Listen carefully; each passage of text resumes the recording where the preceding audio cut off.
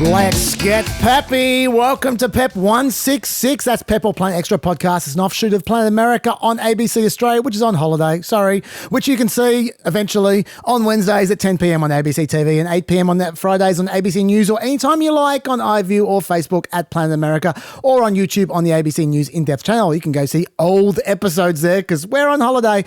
On PEP, we cover all the stuff that's too nerdy for TV. If you're listening to us, you can also find PEP on YouTube and Facebook, where you also find timestamps and show notes in the blurb, and you can leave a little comment under those videos where we're likely to see it. You can also tweet us at PEPCHASDRDAVE at PepChasDrDave if you want to contact me privately. Also, that's where you can find out about information about, say, for instance, we delay a podcast until Monday, say, for instance, that's where I'll say it.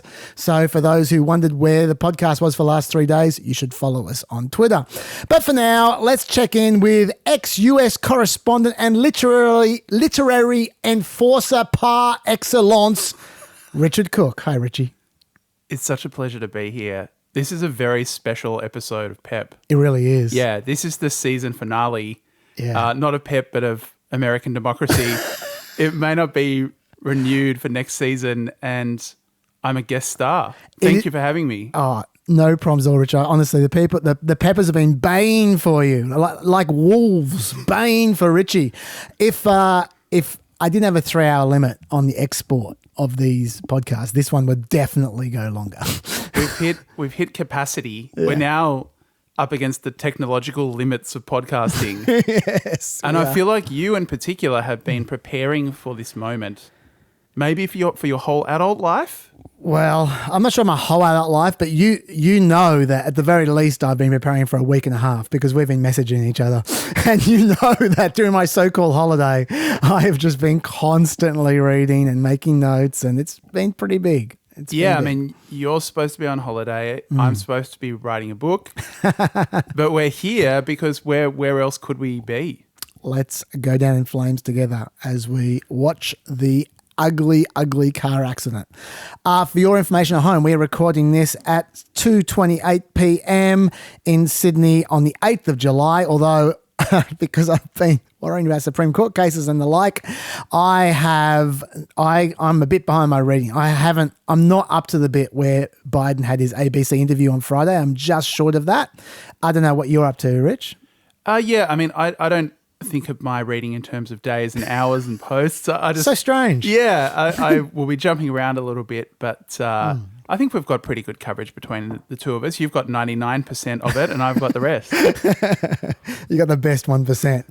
Let's get into the gratitude. I'm going to skip a few like correspondences and stuff today just because too much to get through. I am great. Okay, then I have a very quick grateful for today. Actually, what's your grateful for? Do you have a grateful for? Yeah, it's life, liberty, and the pursuit of happiness. Wow, that's sure. I'm gonna hang on to that for now. You should run for president. Yeah, there may be an opening coming, Rich. Okay, mine is gonna be pretty quick as well. The world makes it easy to be annoying, I find, especially for you. Yes. No, I make it easy for me to be annoying. It's so easy to be annoying. It takes so little time. There's so little consequence. There's every incentive to be annoying. If you couldn't be bothered just doing whatever is easy for you, often you're annoying. Well, as you say, I'm annoying. And when someone's annoying, it can really piss you off for minutes, maybe even an hour. And it happens a lot, right? It's much harder to do the opposite, to stand out for being good. And the reason for that is because the opportunities don't arise often. The way society is sort of designed to operate is through politeness, through observance of custom, which assumes people won't be especially good. And there's nothing really to do when you're good because society isn't designed that way. So the opportunity doesn't come up very often. But every now and then the opportunity arises. And when it does, someone sometimes rises to the challenge. And when they do, it's usually not easy or quick. It's usually not rewarded, but when they do reveal themselves, it doesn't just make you a minute, it makes you a day, maybe a week. It has a bigger effect. Even though it's much rarer, it has a bigger effect. And when I was in holiday, inverted commas, holiday, in Adelaide recently, I had the opportunity to meet some good people being good. I'm not going to go into details. They know who they are, but I am grateful for both those good people moments in general and for those good people in particular. I think that's beautiful. And I also liked how if we weren't on a state broadcaster, Yes. that sounded a little bit like one of those live reads, which turns into an ad for a robot psychiatrist on the internet. I haven't finished yet, Rich. No. Actually, it's a bit appropriate because if I'd just been a little bit more mawkish, a little bit more awkward, a little bit less sensible, I could have almost become Kamala Harris then. Well, you didn't just fall out of the coconut tree. Yeah, very nice. I was just teetering on the edge there, but I think I kept above the cliff. All right, let's get in. Like I said, no correspondence today, even though I did read. There's going to be some correspondence within the podcast, but none before. Right? I am reading them all, and there's a lot. Thank you, and there's some good stuff, but just. I'm sure you'll understand. Let's get into it. Let's start with the debate, which is the bit which I've prepared the least, even though I was going to do a full fact check on it, because something that really pissed me off about the debate was there was this narrative that emerged after the debate where it was like, well, maybe I can't speak good, but at least I don't lie through my teeth like Donald Trump does. He's all lies. And I thought, well, that's not my memory of the debate. So, I mean, Donald Trump was definitely lying, but I remember Joe Biden doing plenty of lying as well. Now, CNN's fact checker came up with 30 lies from Trump to 9 for Biden. I started doing my own fact check, and honestly, within 5 minutes of the debate, I had more from both of them. So I don't know how they come up with that number, but then I ran out of time. So I never finished the fact check. If you guys care, if you're interested, go in the comments, ask me to finish the fact check. When I eventually get the time, I will do the full 1.5 hour fact check. Just give you the numbers, because I'm telling you, they would be triple digits. There was a lot of lying going on, and from both of them. And so that annoyed me a bit. But what was your takeaway from the debate? Remember that legalistic stuff about does Donald Trump lie because he doesn't know that he's lying? Remember how people used to say, oh, you have to be knowingly untruthful. In this situation, isn't it possible that Biden doesn't know that he's lying because he doesn't know where he is or what he's saying? Like, I know you're being slightly facetious there, but I actually honestly think that he is often confused. Absolutely. Yeah, like I think a number of his lies, like there's patterns to their lies. Like Trump has certain messages he's trying to get out, and he'll lie about them. Yep. And he also just chronically exaggerates. And if you count that as a lie, I should say untruth rather than lie, because they don't always know what they're saying. But if you count those exaggerations as mistruths, that's where he goes through the roof, because every single fact, inverted commas, he says is an exaggeration. Yes. Right? But in the case of Biden, they're shortcuts. They're also exaggerations, but they're also just not quite right. They're also just mistellings of stories. And I don't know if he's just misinformed or has no idea. Sometimes I'm sure they're intentional, but a lot of the time I think he's just lost. And so I think you're right. Well, that we killed Medicare is an example of what you're talking about. We beat Medicare. Where he's just swapped in another word where a word should go. Yeah. I don't think it's just this kind of verbal confusion, though, getting a bit garbled, because Biden's policies are quite confused sometimes. You know, his policy on the border, his policy on Israel, these seem to chop and change with a mystifying lack of continuity, which would make sense if he's not really across things anymore. But even the We Beat Medicare one, that's a great example I'm talking about. Let's forget about the verbal fluff. Yep. Let's clean up for him. Let's use AI, like someone on Twitter, not Twitter, in the Huffington Post seriously wrote an article saying they should use AI to save Joe Biden's campaign. Yes. let's use AI and let's replace the word beat with saved, which is what he meant to say. Okay, he didn't save Medicare. What he did was he bought Medicare an extra 3 or 4 years. That's not saving Medicare. That's not true. Right? But I don't know if he knows that, because I'm sure that someone handed him some scrap of paper at some point in time saying, hey, look, this is our talking point. We saved Medicare. And so, but I'm counting as an untruth, because it is untrue. It's completely untrue. But I think he does that a lot. So yeah, I do agree with that. I want to, my thoughts on this, I'll get more thoughts from you in a second, but just broadly speaking, I actually think people really, one of the problems for Biden in this debate is I think they really undersold how much this was set up for him. Like, not only were they his rules, but the subjects. Yep. The subjects were every point that he wants to talk about. Yes, there was immigration mentioned, and there was the economy. Well, of course, it's going to be economy, but pretty much everything else was Biden central. It was like, it was abortion, it was foreign policy, COVID, January 6th. Is Trump going to accept the election? They set up all of Biden's favorite talking points, one after another. And he just muffed every single one of them. If he practiced 5 things, like I don't know how much he practiced during his sessions, but if he practiced 5 things, they would have been the 5 major parts of that debate. And he didn't explain himself in any way. He didn't attack Trump. He didn't support himself. He just mumbled half thoughts and didn't finish sentences. It was terrible. So I'm gonna presume that peppers here have a little bit of, I mean, this is the biggest news story in the world, right? Yeah, we can presume that people have a little bit of prior understanding. I can play some examples if you want. Yeah, but please. No, well, go on, yeah. These tap-ins, as you say, were lined up. I mean, you thought this, I thought this, a couple of other people I saw made this point. There was a lot of criticism from Republicans prior to this that the rules benefited Biden. And I think they benefited Trump. I agree. Because the fatal element for Biden became not being interrupted. Yes. He wasn't saved by the bell. He wasn't saved by Trump. That kind of crosstalk, confusion, stopping in the middle of a sentence. If you've got someone butting in, it's much less conspicuous. And instead there was, they say silence is death in broadcasting. The worst thing that you can broadcast is just pure silence.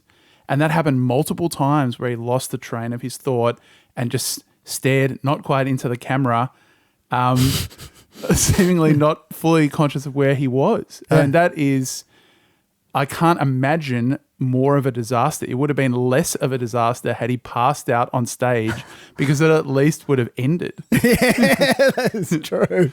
Look, I honestly, as part of my, when I was doing the fact check, I was also keeping count of the percentage of sentences that Biden actually completed, because I thought that would be an amazingly low percentage at the end of the count. Once again, I didn't finish, but it was shaping up to be quite a low number. He honestly, like, probability would suggest that he should finish more sentences than he did. Like the classic monkey on the typewriter test. Monkey with typewriter They would have test. finished more sentences. Like he just did not finish sentences. He kept on trailing off. The word of the day from people spinning for him was the word raspy. Oh yeah, he's a bit raspy. It wasn't about his voice. No. It wasn't about the energy. It was about not finishing thoughts. That was, and the thoughts being imprecise. There was an interview a few years ago, or a speech a few years ago, where Biden had a cold and was raspy, and he sounded great. Yeah. His voice hit this kind of rich mahogany pitch, and this time it did not hit rich mahogany. A lot of the time he was barely audible. Yeah. I just can't imagine the ghost of Christmas future coming back to us and saying, after this debate, just after the debate, the New York Times will come out and say, the Democratic presidential nominee should withdraw on the basis of that debate. Yeah. I can't imagine a worse possible review. Yeah.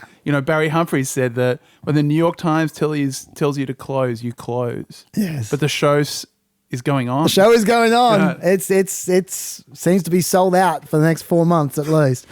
We will talk about that more, obviously. The other thing I'd say is that when you talk about comparing him to the past, I remember when he used to use speed bumps. There were speed bumps. The come on, like the come on man and stuff, and he had like a couple of crutches that he always used to lean on. They used to annoy me, but now that's literally all he has left. Like literally, Trump would say something ridiculous, and Biden would respond with "Come on, man," and then he'd just move on. Yep, and that would be it. Yep. And you just go, "Oh Jesus." The only time he actually looked confident and alert to me was when he was talking about his golf swing. It's the only time they became fully energized. Yeah, they both came alive Yeah. when they were doing golf, and it's just I think it's the moment the entire America put its head in their hands and just oh god. But I just want to just focus in on a couple of moments quickly, which you guys are probably aware of in terms of the clips, but you might not know the context to illustrate what I'm talking about. The first one was that Biden was handed an absolute gift from the Committee for a Responsible Federal Budget 2 days before the debate. They put out a report, which I mentioned on PEP last week. They put out a report that Trump ran up twice the deficit that Biden did. Twice the debt, like the extra debt.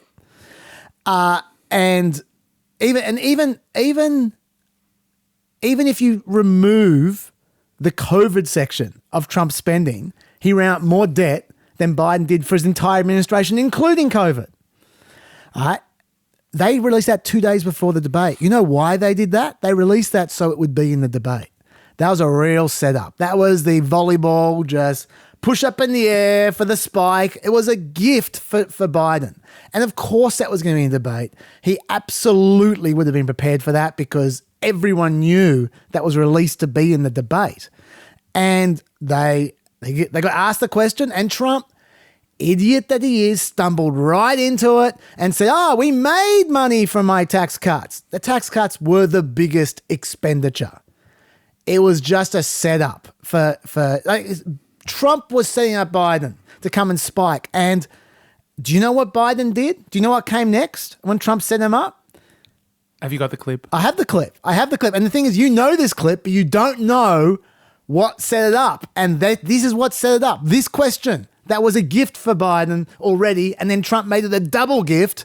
I'm going to play what happened next. President Biden, I want to give you an opportunity to respond to this question about the national debt. He had the largest national debt of any president in a 4-year period, number one. Number two, that $2 trillion tax cut benefited the very wealthy. What I'm going to do is fix the tax system. For example, we have 1,000 trillionaires in America. Billionaires in America. And what's happening? They're in a situation where they, in fact, pay 8.2% in taxes. If they just paid 24%, 25%, either one of those numbers, they'd raise $500 billion, I should say, in a 10-year period. We'd be able to wipe out his debt. We'd be able to help make sure that all those things we need to do, child care, elder care, making sure that we continue to strengthen our healthcare system, making sure that we're able to make every single solitary person eligible for what I've been able to do with the COVID, with dealing with everything we have to do with, look, if we finally beat Medicare. Thank you, President Biden. President Trump? Well, he's right. He did beat Medicare. He beat it to... That was the moment. Now, I played that long, and it made him seem like he was making more sense because I played it long. I played it long on purpose so you could see he started off on the right track.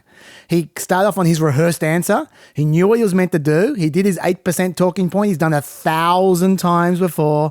And then he trailed off into nothing. And then he had the moment that everyone remembers off the setup of the century. It was all teed up for him. And he screwed it up so badly, it's historic screw up that no one will ever forget how it ended.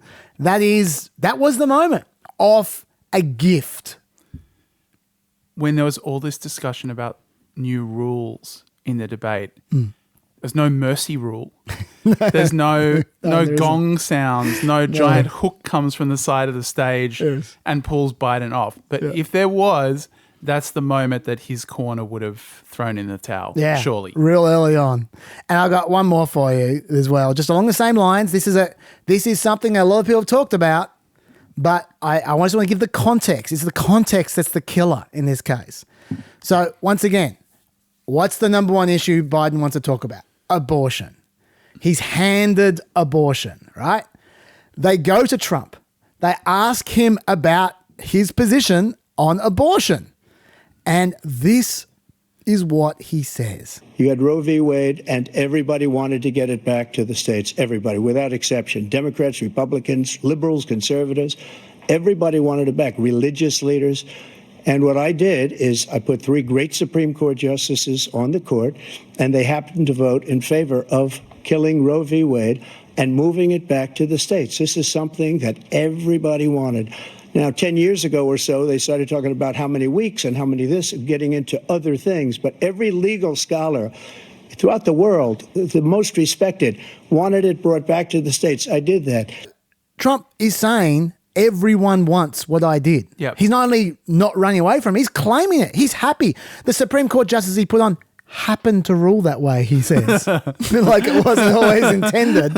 And then he says everyone's happy. It's what everyone wanted. Yep. He said, now that is such a setup for Biden, right? How does that, once again, there's a dream scenario for him. He has rehearsed this answer 1,000 times. And what's Biden's response in this absolutely golden situation? It's this. What happened is we brought it back to the states, and the country is now coming together on this issue. It's been a great thing. Thank you. President Biden? It's been a terrible thing, what you've done. The fact is that the vast majority of constitutional scholars supported Roe when it was decided. Supported Roe. And that's this idea that they're all against it is just ridiculous. And this is the guy who says the state should be able to have it. We're at a state where in 6 weeks, you don't even know whether you're pregnant or not, but you cannot see a doctor, and have him decide on what your circumstances are, whether you need help. The idea that states are able to do this is a little like saying we're going to turn civil rights back to the states, let each state have a different rule. Look, there's so many young women who have been, including a young woman who just was murdered, and he went to the funeral. The idea that she was murdered by an immigrant coming in. They talk about that, but here's the deal: there's a lot of young women who are being raped by their in-laws, by their spouses, brothers and sisters, it's just ridiculous, and they can do nothing about it. And they try to arrest them when they cross state lines. Thank you. Thank you. We go from, once again, he starts off fine. He's got this rehearsed answer. He's ready for it. And then he just drifts off. And before you know it, after about 25 seconds, he's talking about the epidemic of sisters raping people. And he's talking about immigration, the issue that Trump was speaking about for every other answer. January 6th, Trump talks about immigration. Like when asked about January 6th, when asked about climate change, Trump talked about immigration. When asked about the solvency of Social Security, he talked about immigration. When asked about racial inequality, immigration. Every single time. And the only time he wasn't talking about immigration was on abortion, where he just teed up Biden again. And then Biden brought up immigration to talk about sisters raping people. What? He just completely destroyed. When you look at it in context, it was so much worse than the fact he stuffed up. He stuffed up in the golden moment he should have been ready for. It is this kind of, when you watch it again, it gets worse. Yes. And it's this kind of granular level which demonstrates it, where, you do see the kind of tactical stuff that he would have been prepared for over and over again. You can almost watch him picking up the thread too slow and take it in the wrong direction. But I think it's still the headline and it's still the impression which is the most devastating. We don't need to go to that level. It's interesting when we do, but almost everyone in America and the world knows what this is, right? And one thing which is kind of surprising when you do meet people who work in the professional media, you wouldn't expect it, but some of them do feel still late in their career quite naive. And you saw this when there were people saying Biden has to disclose what this ailment is. He has to talk about, or the media should chase it up. Yes. We know what it is. Biden is very, very old. Yes. And he's starting to lose his marbles. And if you can imagine the number of people in the United States who've had a conversation with their doctor about an elderly relative like this, and that conversation goes, well, does he still drive? Does he know where he is? Does he know who the president is? Can we look at getting someone to help him if he falls over? A few years from now, we might be thinking about assisted care.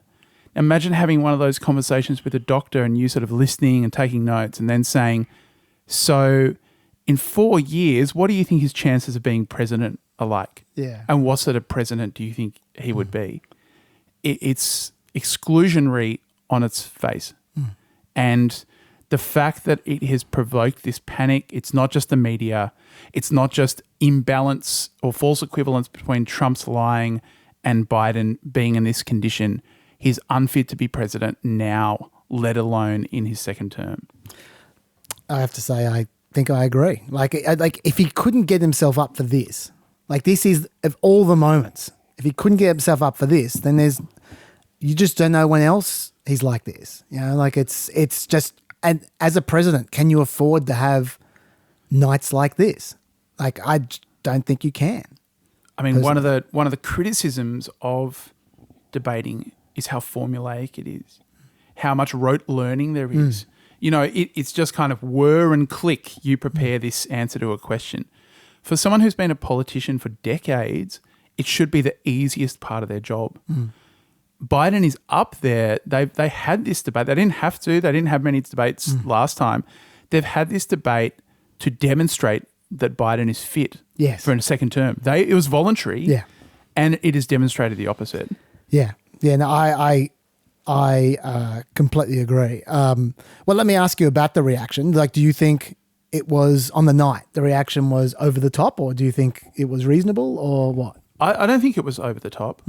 I mean, if you look at some of the things which have been described as catastrophic performances in debates before, it's stuff like sweating and yelling for 10 seconds, you know. That's where it's kind of calibrated.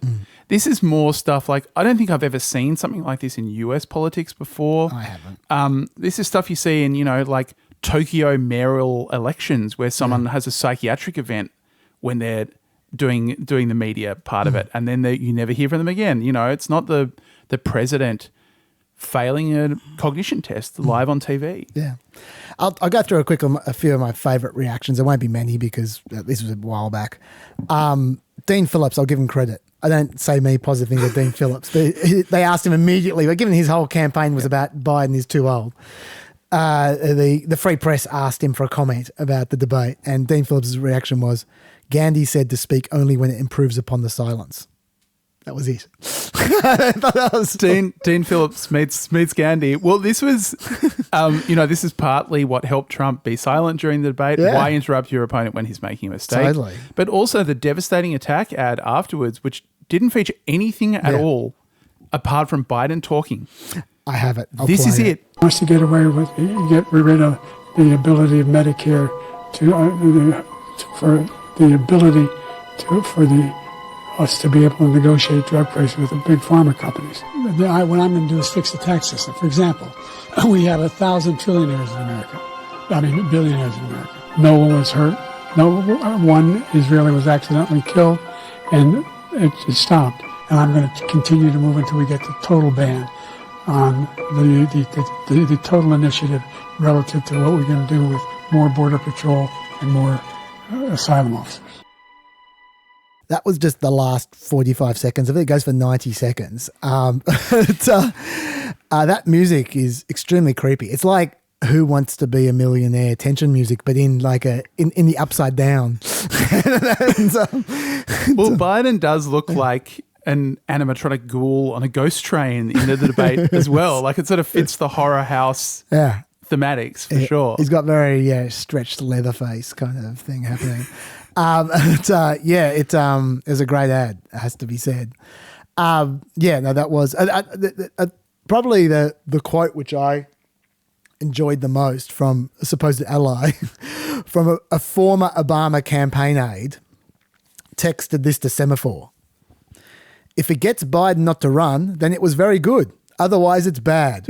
Our only hope is that he bows out. We have a broker convention or he dies. Otherwise, we're fucking dead. that was an ex-Obama aide. It's been said that the deep state can't be quite as slick as Donald Trump says it is because otherwise Biden would have had a mystery heart attack by now. Yes. But another aspect of this with that deep state stuff, I mean, this is devastating, I think, on its face, but perhaps the thing which is most devastating about it and the slowest burn aspect, and I think the thing, apart from this awful performance, which is a mortal wound to the Biden campaign, is that this affirms what Donald Trump has been talking about ever since he entered politics. Yep. If you're going to encapsulate the message of Trumpism, it's elites are lying to you. What they say is not what's actually going on. Yep. They don't care about you. They don't care about America. If Biden continues in this condition, and a condition which can only get worse, that is true. No, that's a great point. You're absolutely right. And you're also right what you said before about this debate was meant to be the response to that. Yeah. This debate was meant to, like, the reason this debate existed in June was because Biden wanted to make the debate the answer to everything. Like, Biden was the one who has done less interviews or press conferences than anyone for over 40 years. Biden is the one who speaks for less than 10 minutes on most occasions at rallies. Biden's the one who bunkers down in the White House for long stretches. People have been telling him to do press conferences and interviews for years. He just doesn't do it. And so in response to that, and then Trump's pressure, he asked for the debate to be in June as a means of proving he has the right stuff. And then he spent an entire week preparing for it. And then after he's the one who built it up, he failed, like, by his own test. It was, such a disaster. I think probably the clip that I could play a million clips from the reaction, but there's one I think that just really says it all, and I'll refer to it a few times from now on because I think it's the most honest, heartfelt clip. And you just go,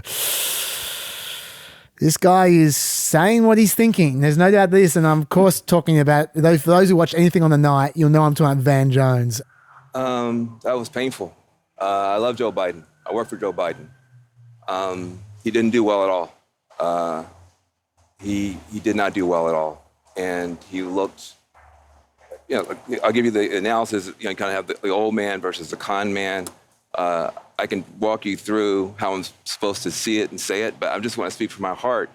I love that guy. That's a good man. He loves his country. He's doing the best that he can.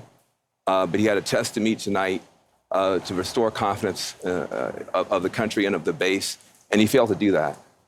And I think there's a lot of people who are going to want to see him consider taking a different course now. We're still far from our convention, and there is time for this party to figure out a different way forward if he will allow us to do that. But that was not what we needed from Joe Biden, and it's personally painful for a lot of people. It's not just panic, it's pain for what we saw tonight. That kind of says it all, doesn't it? That gets beyond the spin. So I think we really have to talk about this as potentially the worst thing that's ever happened during an American political campaign for its chances.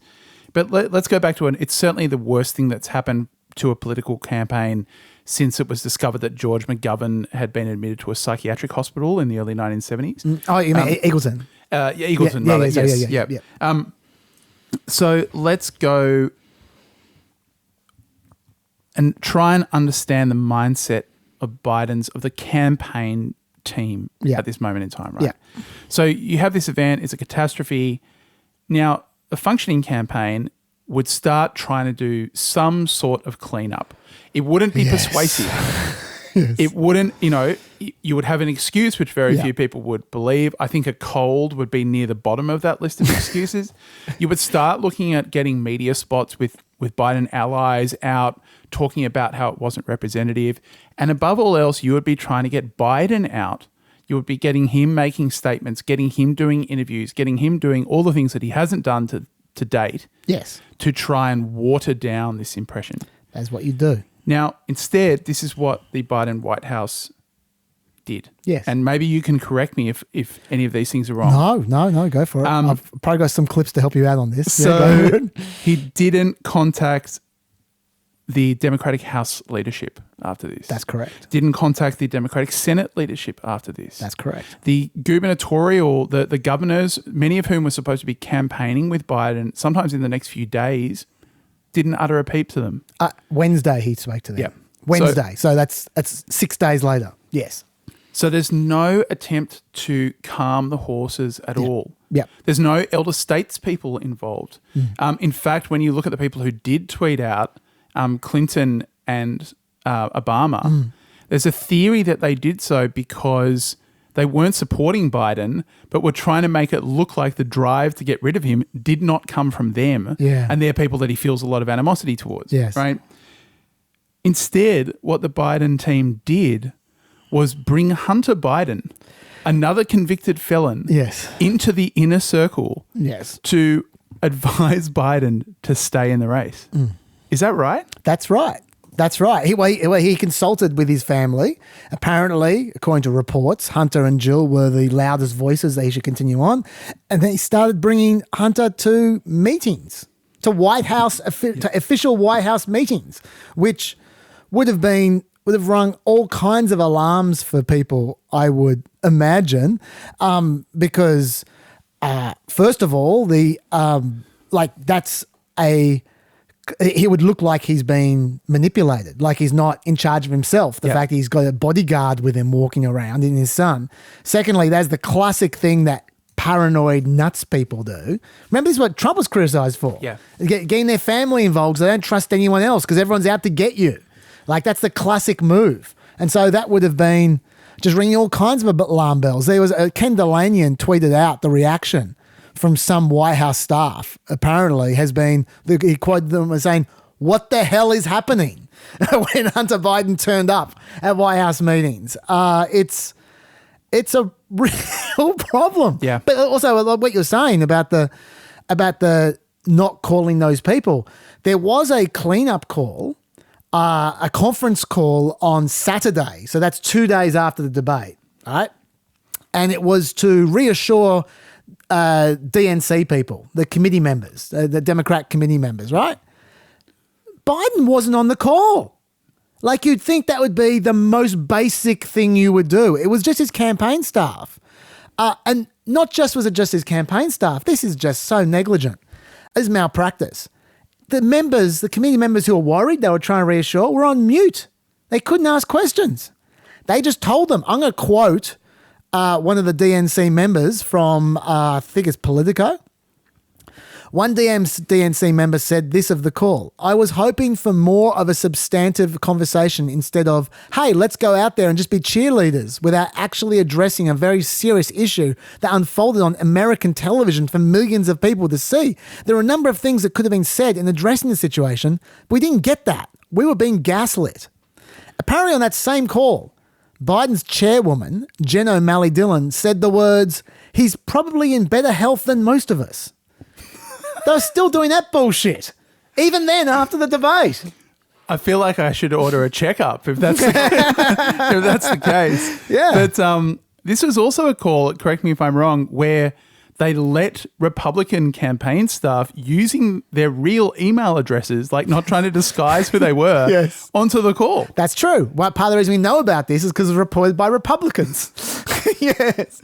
So let's just say the adults aren't back in charge, as was promised 4 years ago. But also, you've skipped past some key bits, which would everything you say is true.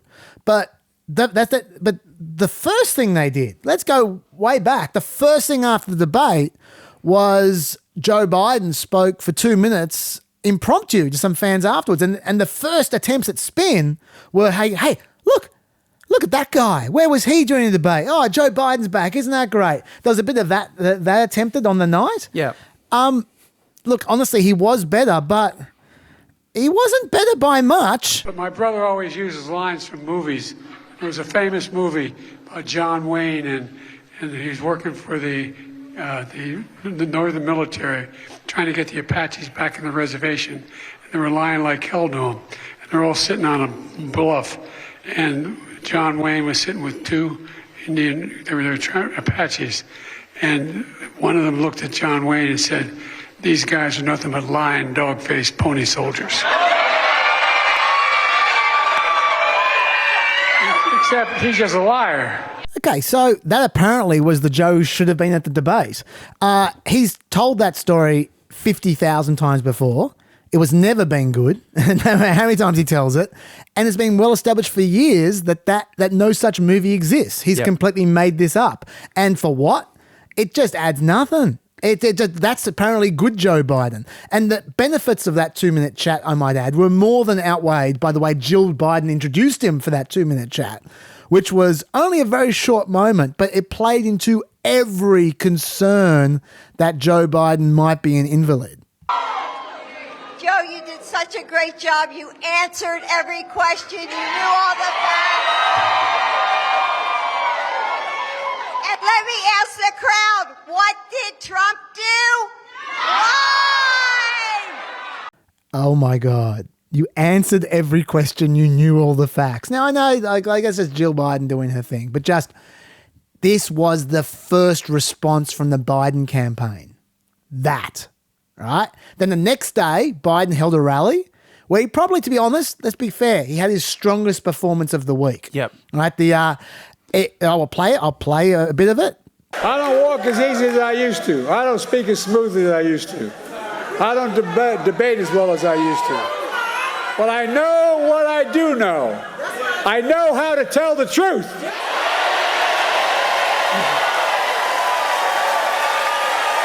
I know right from wrong. And I know how to do this job. I know how to get things done. And I know, like millions of Americans know, when you get knocked down, you get back up.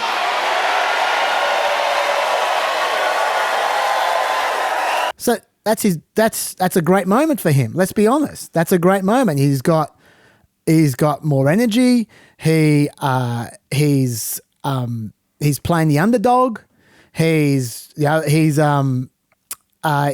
leaning into the fact that he stuffed up. His debate wasn't good. There's no excuses, but he's turning it into a fighting vibe, which is great. But that was it. And also, it was off auto cue. Yes. Like at this point in time, I think a point we need to make is that a lot of people gave him the benefit of the doubt for a long time. And the worst thing about that debate is he lost the benefit of the doubt. I think that's 100% right. Yeah, that was the moment where everyone said, oh, hang on, this whole thing is full of bullshit. They're right. Yep. They're right about him. And so from that moment on, you need to prove that you are, that being okay isn't good enough. You need to prove that the doubts are wrong. So when there's doubt, it's against you. He's on auto cue. Doesn't count. So you need to be in an unscripted place. You need to be being interviewed by people who don't like you, not George Stephanopoulos. He needs to be doing Fox. He needs to be doing hard stuff. And if he aces that, then he's proven the doubters wrong. But short of that, which he'll never do, short of that, the doubt now exists against him, not for him. These are tap-ins after the tap-in. This is, the debate was too difficult to challenge. First of all, in that clip, I've seen guys at raves devouring chopper chops who are on less uppers than that. But second of all, this kind of, we've gone from kind of the driving test to can you do a drunk test? Like, can you walk the line? And he's still fluffing the lines. Yeah, it wasn't. If this debate had never happened, these clips, which are supposed to be wheeled out as proof that he's doing all right, would instead look like he's not in great shape. Yeah. No, you're right. Okay, let's go through some of the spin because that's a bit more fun. I've kind of skipped past the polling, but he's not polling well. You need me to tell you that. I wanted to dwell on this for a second because I remember very early in the Trump presidency, I was talking to someone who was like, we're going to see a president with, 5% approval rating, that kind of stuff. Now, you do see that some places like French presidents always have single-digit approval. But because of negative polarization in the US, you've got a kind of a hard floor, right? Yeah. I haven't seen a lot of federal polls really jump around by, giant digits in very short spaces of time. You don't see 9-point drops in a week. No. But what we are starting to see here, especially at state level in places like New Hampshire, is the beginning of some of the biggest poll drops I can remember seeing in US politics, especially around questions like, is Biden mentally fit to be president? You're looking at, 10-point turnarounds. You don't see that stuff very often. Yeah. No, you're absolutely right. I mean, I'll just I'll just flick through them quickly. I'll just go through quick. CNN, the debate gave 67 to 33 to Trump. 14% of those who watched the debate said they had a lot of confidence in Biden's ability to lead the country. 14%. In the election, Biden was down by 6 points, 49 to 43. But that's the same margin as their last poll in April. Forget that. YouGov, 60 to 12 to Trump, the debate. 61% of Democrats in YouGov said Biden should be replaced. 61% of Democrats. 29% of Republicans, we should say, said Trump should be replaced, which was interesting. The debate was so painful, only 44% of Republicans said it was enjoyable to watch, even though they trounced him. Stuff is already dead. Yeah. Morning Consult, 37% of voters said Biden is mentally fit. That's down 6 points before the debate, from before the debate.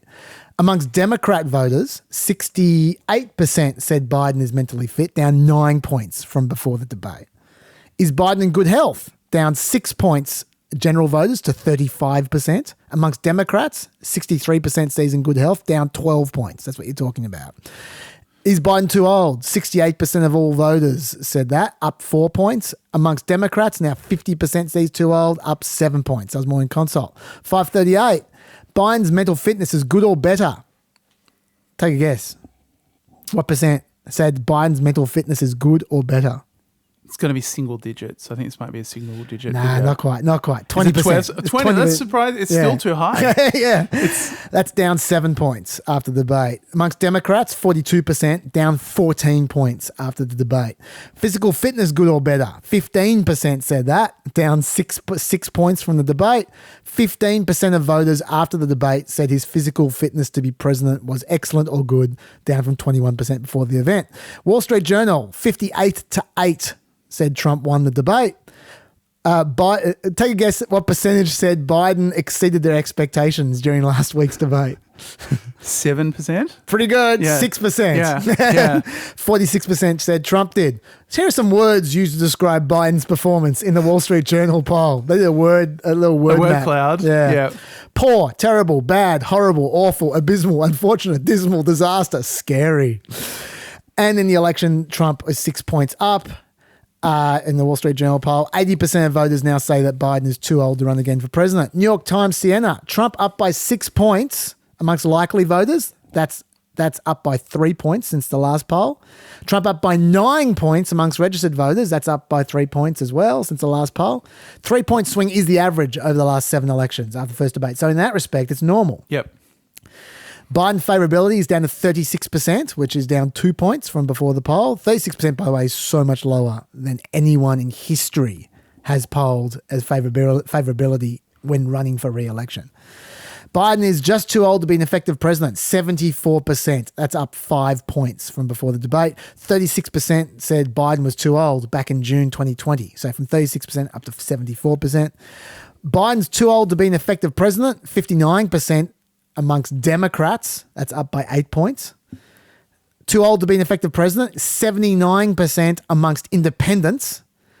Men, likely men voters, preferred Trump by 23% after the debate, up 11 points. Interestingly, women preferred Biden by more after the debate. He went from 5 points up amongst women to 8 points up amongst women, which is interesting. Biden, this is the stat which I'm really interested in. Biden is a risky choice to vote for, 63%. Trump is a risky choice to vote for, 56%. That's the election. Yep. That's Biden's electoral strategy. Yep. To be less risky than Trump, losing. Anyway, so there's your polls, right? So now we've done that. Do you have anything to say about any of that? Well, that I agree. That last stat, because the entire promise of the Biden presidency is return to normal. Yeah, return to normal. Let's put that behind us. And now it's the opposite of that. Trump, this is now a trolley problem election. Yes. About who can be the least normal. Yes. Okay, let's go through the most desperate spin. I've got the top 10 most desperate spin attempts here. And honestly, I could have done 20. I did 10 for brevity. Okay. So you tell me which of these are convincing to you, okay? His health. They start halfway through the debate, obviously. They leaked he had the cold. But at the same time, nothing to worry about. Don't worry about his health, because Andrew Bates, the deputy press secretary, afterwards said, not only does the president perform around the clock, but he maintains a schedule that tires younger aides, including tangible results that pundits had declared impossible. So his health was a problem for the debate, but not any other time. This is real, like Kim Jong-il kind of hole-in-one stuff, isn't it? He regularly tires out his younger aides, is the kind of stuff you hear coming out of authoritarian regimes about with old leaders.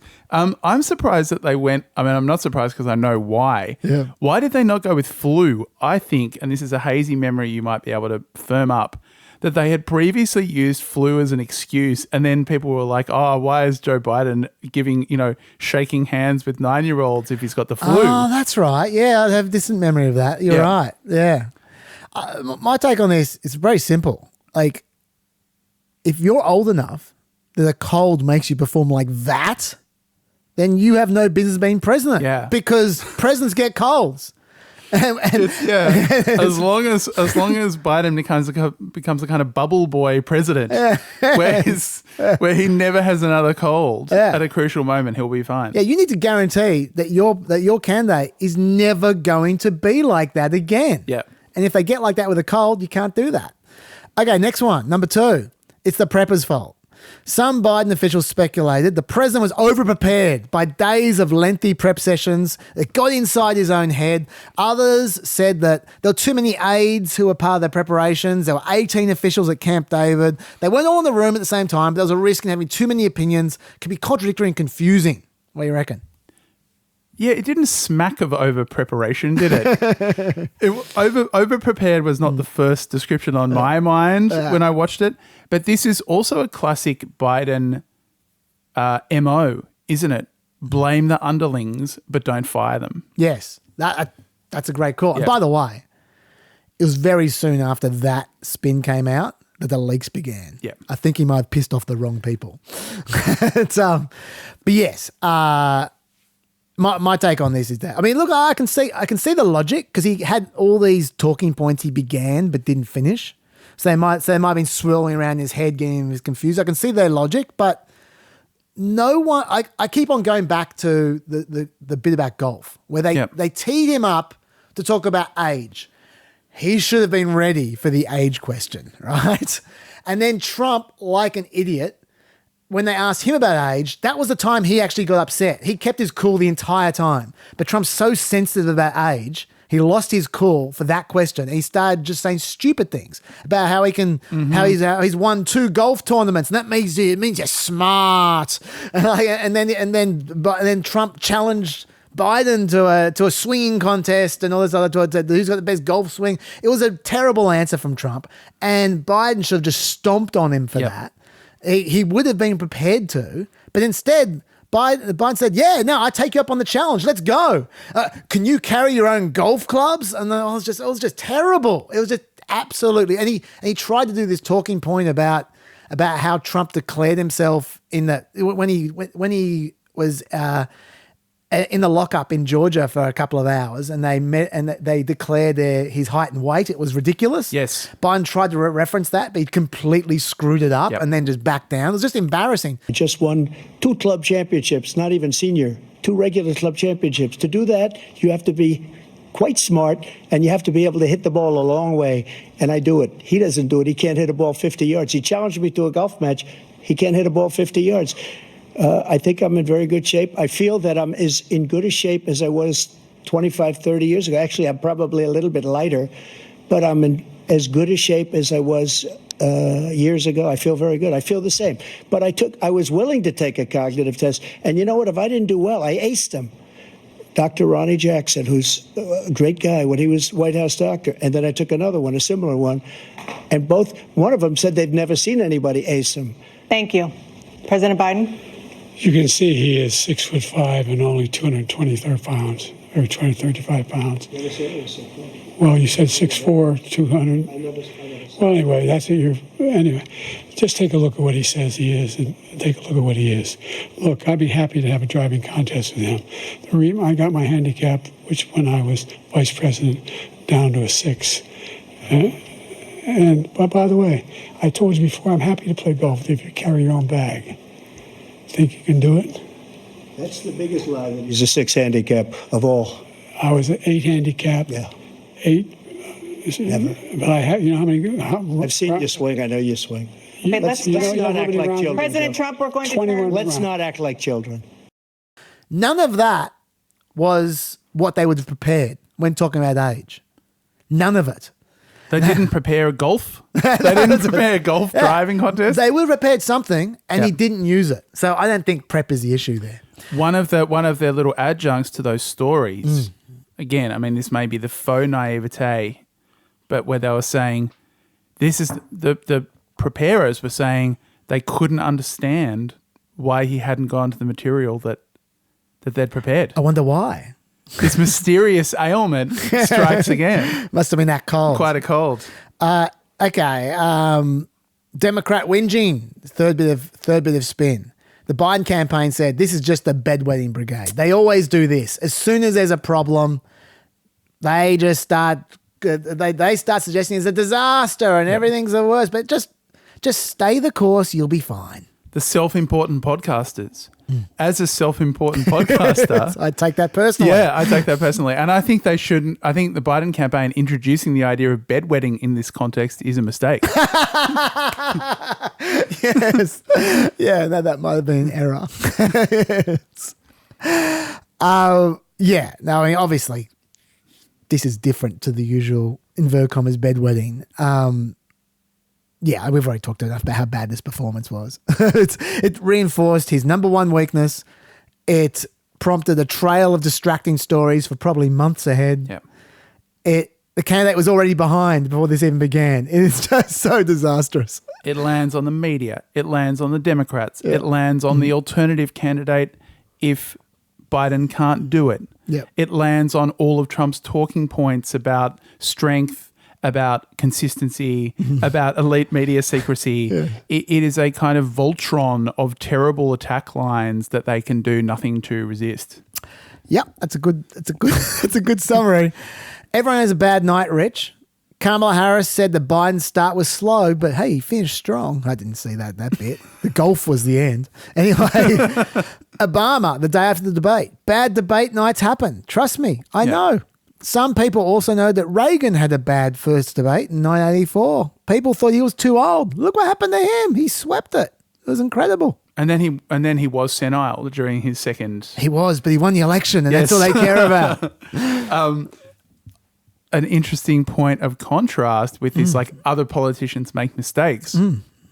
Mitt Romney during campaigning, remember when that tape came out where he referenced the 47% of Americans who are takers and not givers? I do recall. So a extract of Romney's diary came out a little while ago, and his diary entry during this time was him excoriating himself over and over again about how he'd made such a foolish mistake and how many people he had let down. And I mean, that is quite a contrast. That like you gave a cogent speech that got leaked versus you can't draw a clock face.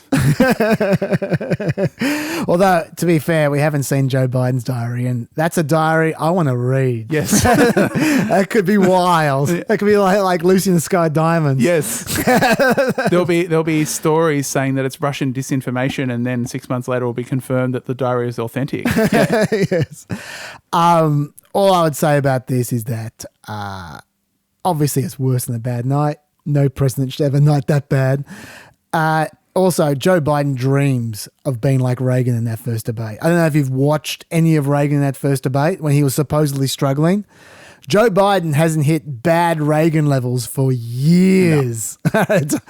And Reagan was also ahead. He could afford to lose a bit of momentum because he was leading at the time. He wasn't behind like Biden is. And most of all, I will tag out to Harry Enton for the third point. There is some comparison being made between Biden's first debate performance and Ronald Reagan's, and there were questions raised after Reagan's first debate performance. He came back with a second better one. He came back with a second better one, but the fact is, if you look at the numbers that Ronald Reagan had after that first debate, the percentage of voters who said that Ronald Reagan was too old, look at this. It was just 27%. It was 27%. Age was an issue. at 27%. That was after the That first was debate. after the first debate. That wasn't before the first debate. That was after the first debate. And I averaged 2 polls there. So it's not like we're just looking at one number back in 84. We're looking at 2 polls, average them together. There's 27% who said that Ronald Reagan was too old. Now that number for Joe Biden, who says that he doesn't have the mental fitness to be president, is well more than double. It's 72%. Ronald Reagan was able to recover in that second debate because voters were willing to give him the benefit of the doubt. The fact is, voters might have been willing to give Joe Biden the benefit of the doubt going into the first debate, but afterwards, I don't see it. All right. Ronald Reagan had a bad debate, which was objectively 3 times better than that debate. Yes. Next bit of spin. None of this matters in the scheme of things, Rich. Ben Wickler, I'm going to quote him. Last night, one candidate needed a lozenge. The other needed a reminder he's not running for dictator of North Korea. Today, the stakes in this race, freedom, democracy, they're the same as yesterday. And the second half of Obama's message that I mentioned before was, bad debate nights happen. Trust me, I know. But this election is still a choice between someone who has fought for ordinary folks his entire life, someone who only cares about himself, between someone who tells the truth, who knows right from wrong and will give it to the American people straight. Someone who lies through his teeth for his own, and someone who lies through his teeth for his own benefit. Last night didn't change that. It's why so much is at stake in November. We're going to get that. We're going to get back to that. Okay. Because what is very notable about Biden's defenders is even they have stopped saying Biden will be a great president. They have started to say Biden has been a great president. Great picker. Yeah. It's true. They have. They're not saying he's going to smash it. They are saying he's been great and also he's the best chance that we have to stop Donald Trump. He has been strong and effective is something that I think it was Chris Coons said. Yeah. Yes. Yeah. I have not heard very many he will be strong and effective. Yeah. It's just the or else argument and we will get to the massive problems with that very soon. Yeah, no, that's a good pickup. I mean, I would argue that the number one issue in this election on both sides is fitness for office. Yeah. Trump took a big step in assuaging the concerns against him. Biden took a big step in building concerns against him. And then I go back to that New York Times Siena poll about who's riskier. And obviously, the Dems are going to ramp up the fear factor against Trump. But the problem is Biden's now opened the door to the media doing Trump's work for him. Yep. He's need to do a thing. The media is going to build the fear factor against Biden. And that's not going to stop because there's a whiff of a cover-up here and the media love a cover-up. So that's going to go on and on and on. And to be honest, it's legitimate. Yeah. People are going to go after the media for that, but you can't have the president as a potato. This is a legitimate issue. This is not Hillary Clinton and her health, which is what people compare it to. That was clearly bullshit. This is clearly real. Yep. So it's, I'm sure Twitter would come after me if anyone paid attention to PEP. Sorry, everyone's a pepper. But I think it's a completely legitimate course. Well, I mean, it's just panic. The response is just panic and partisanship that is preventing that. I mean, if anything, the media, and there's been a lot of criticism, including self-criticism from the media about this, they've been too slow to pick this up. They have been sucked into this ambiguity zone where they have been uncertain. I think possibly partly because of that Hillary Clinton story and also partly because they are spooked by the Trump alternative. And I think that latter part is legitimate, but it is not a reason to do this. Look, I also think that another point I'd make about the media, we'll come back to the top 10 bits of spin. But just, I was actually something I was going to move on to, which we might as well get into now, is there a cover-up? Because the Republicans are currently saying that there has been a cover-up by Democrats and the media. What's your view?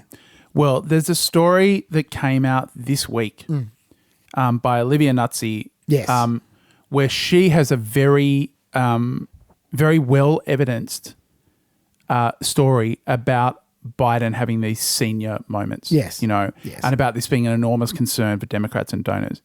And of course, there was a predictable wave of attack, which was, well, why didn't you publish this before the debate? And her response to this, which I'm sure is true, is, first of all, it takes me a long time to do corroborative reporting because I try and be as careful about that as I can. But second of all, a lot of sources who weren't willing to go on the record or even off the record, they weren't allowing me to use the material, changed their mind after seeing the debate. It did have valency, but not valency in the way that people think that it did. I'm sure that that's right, but I also think that doesn't explain every version of this playing out. It doesn't explain people closer to the White House who had heard rumours and knew that there was an issue. The problem with rumours is you can't gauge their severity. You can't gauge the severity of the reality if it's being hidden from you. But the hiding should have been a much, much bigger story. Yeah, I'll say a few things. First of all, to pick up on the point you made before about the Hillary thing, swirling around people's heads, the bad faith that they've seen bad faith attacks before, and so they're prepared for it.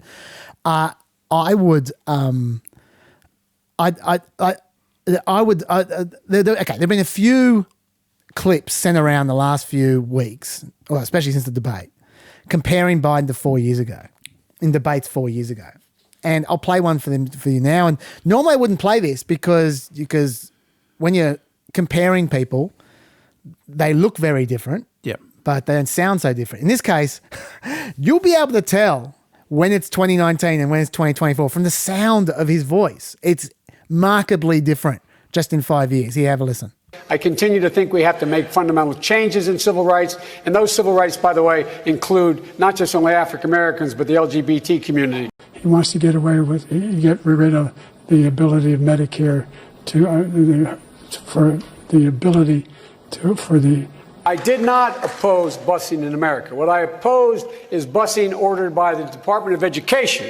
That's what I oppose. Making sure that we're able to make every single solitary person eligible for what I've been able to do with the COVID. With dealing with everything we have to do with. Look, if you will determine the outcome of this election, vote. If you're able to vote early in your state, vote early. If you're able to vote in person, vote in person. Vote whatever way is the best way for you, because he cannot stop you. And I'm going to continue to move until we get the total ban on the total initiative relative to what we're going to do with more Border Patrol and more asylum officers. Now, the thing I found really interesting about that clip that was tweeted out by Russell Brand, and so there's lots of right wingers in response. The thing I found interesting about it was the most common response was, "Oh my God, I can't believe how fluent he used to be." I can't believe, and they were saying that to suggest the drop off, and there is a massive drop off. But I'm looking at that thinking, hang on. Back when those first clips were being played, you guys were saying he was senile. Yes. This is not new. Yes. The super fluent Biden that you're now hailing 5 years ago, you were saying was too old. And he clearly wasn't too old. And that is something which I think people have taken on board, the bad faith attacks. And I think it's a bit of a frog in a boiling pot scenario, where over time you just go, oh yeah, there's more of this bullshit. And a lot of the clips are ambiguous. I've talked about this endlessly. The clips that get sent around of how senile he is. You go, well, there are multiple explanations for this. Like, it could be dodgy, but it might just be a slip up or whatever. It might just be standing still. It might not just be. It might not be a freeze. Like it's so. And this goes to that benefit of the doubt I was talking about before. But also just when you're on guard because you know you're being spun by bad faith trolls. Yes. It's you might push it further. They might push the benefit of the doubt further than you should. I think that is key. I think that is absolutely right. That they start to compensate. And yes, that these attacks are bad faith. There's a common kind of talking point on the right that, conspiracy theories are only ever 6 months away from being proven true, right? Now, there is such a gigantic pick and mix of conspiracy theories, all of which are of similar kinds. This institution is corrupt. That any time an institution does behave in a corrupt way, they say, well, we were right all along. Well, that's kind of, a guessing game, which you are going to win fairly frequently. The question over this and where we wind up with so many different paths leading to unelectability is, let's say that this protective kind of carapace does start to build around Biden. Yeah. This overcompensation does start to build around Biden. The fatal error is that they started to persuade themselves. If he's starting to lose half a yard of pace, even if he's fine at 81 to 85 is a time, frankly, a lot of people die. Yeah. You know, this is hitting the life expectancy of someone like Joe Biden. And it's the lack of succession planning, which in that context starts to look less and less forgivable. I agree with that. I should also say, I mean, you're talking about lying to yourself a bit as well. That's the take of Alex Thompson, who's the Axios reporter, when asked about this kind of stuff. Why hasn't this been reported before and so forth? I'll just play what he has to say. I've covered the Biden White House now for 3.5 years, and as someone that's reported on his age quite a few times, I can tell you that the White House's response every single time it has come up for 3.5 years has been to deflect, to gaslight, to not tell the truth, not just to reporters, not just to other Democrats, but even at times to themselves about the president's limitations at his age. There's a reason why he has not done as many interviews or press conferences as any president in decades. There's a reason he does not do events almost ever before 10 a.m. and is rarely on camera after 6 p.m. And the reason is because he has limitations. He is 81 years old, but the problem was they were not forthright with other Democrats. They weren't at times forthright with themselves. And that is why Democrats are in full freakout mode, because what they saw is finally what they have been obscuring. And that rings true to me. I'm saying I don't think Van Jones was hiding anything. I think he genuinely felt shocked by what he was saying. I think it dumbstruck him. You know, like I think I mean, we should say that in a way, almost the opposite is happening now, actually. Now the benefit of the doubt has flipped, the opposite. Like I saw an article in the New York Times the other day where they were citing all these clips that they had previously dismissed as cheap evidence. fakes. Yeah, as evidence of the sign. Like there was one I played on Play America. I played here as well, I think, where at the Juneteenth celebration, where Biden was standing still while everyone else was dancing. And they cited that as evidence of him aging now, when back then they were like, what's the big deal? And I still think, what's the big deal? The guy can stand still when there's music playing. It doesn't mean anything. But now they've swung the other way, and they're looking for things as evidence, which is part of his problem. This is what he's going to face from here on in, you know? Yeah, I mean, the defense to some extent is becoming the prosecution, just at the time he needs defense the most. Although I should say that I'm being a bit generous here. There are some people who are just shysters. Oh, completely. Yeah. And some people who are practicing access journalism, where they know if they write a story about Biden being old, the tap will be closed off. Yeah. Look, and I think the threat of a Trump presidency to the media is real. Yeah. I think that it's very difficult not to kind of absorb some of that and be not thinking, I'm going to be the one who derails this. But if the alternative is having people no longer trust you, then you don't have a choice. Yeah. Some examples, by the way, when I'm talking about shysters. Chuck Schumer, back in February, said, I talk to President Biden regularly, usually several times in a week. His mental acuity is great. It's fine. It's as good as it's been over the years. You know, yeah, I don't think it was. But the best one, and I know you know what's coming, because me and you, we've been loving this clip for quite a while. Worst on ground for gaslighting, without a doubt, has to be Joe Scarborough on MSNBC. This from a few months ago is an absolute all-timer. Start your tape right now, because I'm about to tell you the truth. And F you if you can't handle the truth. This version of Biden, intellectually, analytically, is the best Biden ever. Not a close second. And I've known him for years. The Brzezinskis have known him for 50 years. If it weren't the truth, I wouldn't say it. And whenever someone uses Biden as a common noun, you know you've got a classic clip. Like when they go, a Biden, they're talking a Biden. Yes. And that's good. Just before I get your comment on this, because I know you'll have some, I just want to also play Joe Scarborough 5 years ago talking about Donald Trump in 2019. If we had a cabinet that was filled with people with more character, so many that had character have been fired, and if we had a House and a Senate that took their job seriously, there would be people going up to the White House this morning saying, Mr. President, questions abound whether you are fit for this office. That's right. If this continues, we are going to ask your cabinet to take a vote on whether you were fit for office and invoke the 25th Amendment. If you had seen any president, and people are going to say, oh, this is a bridge too far.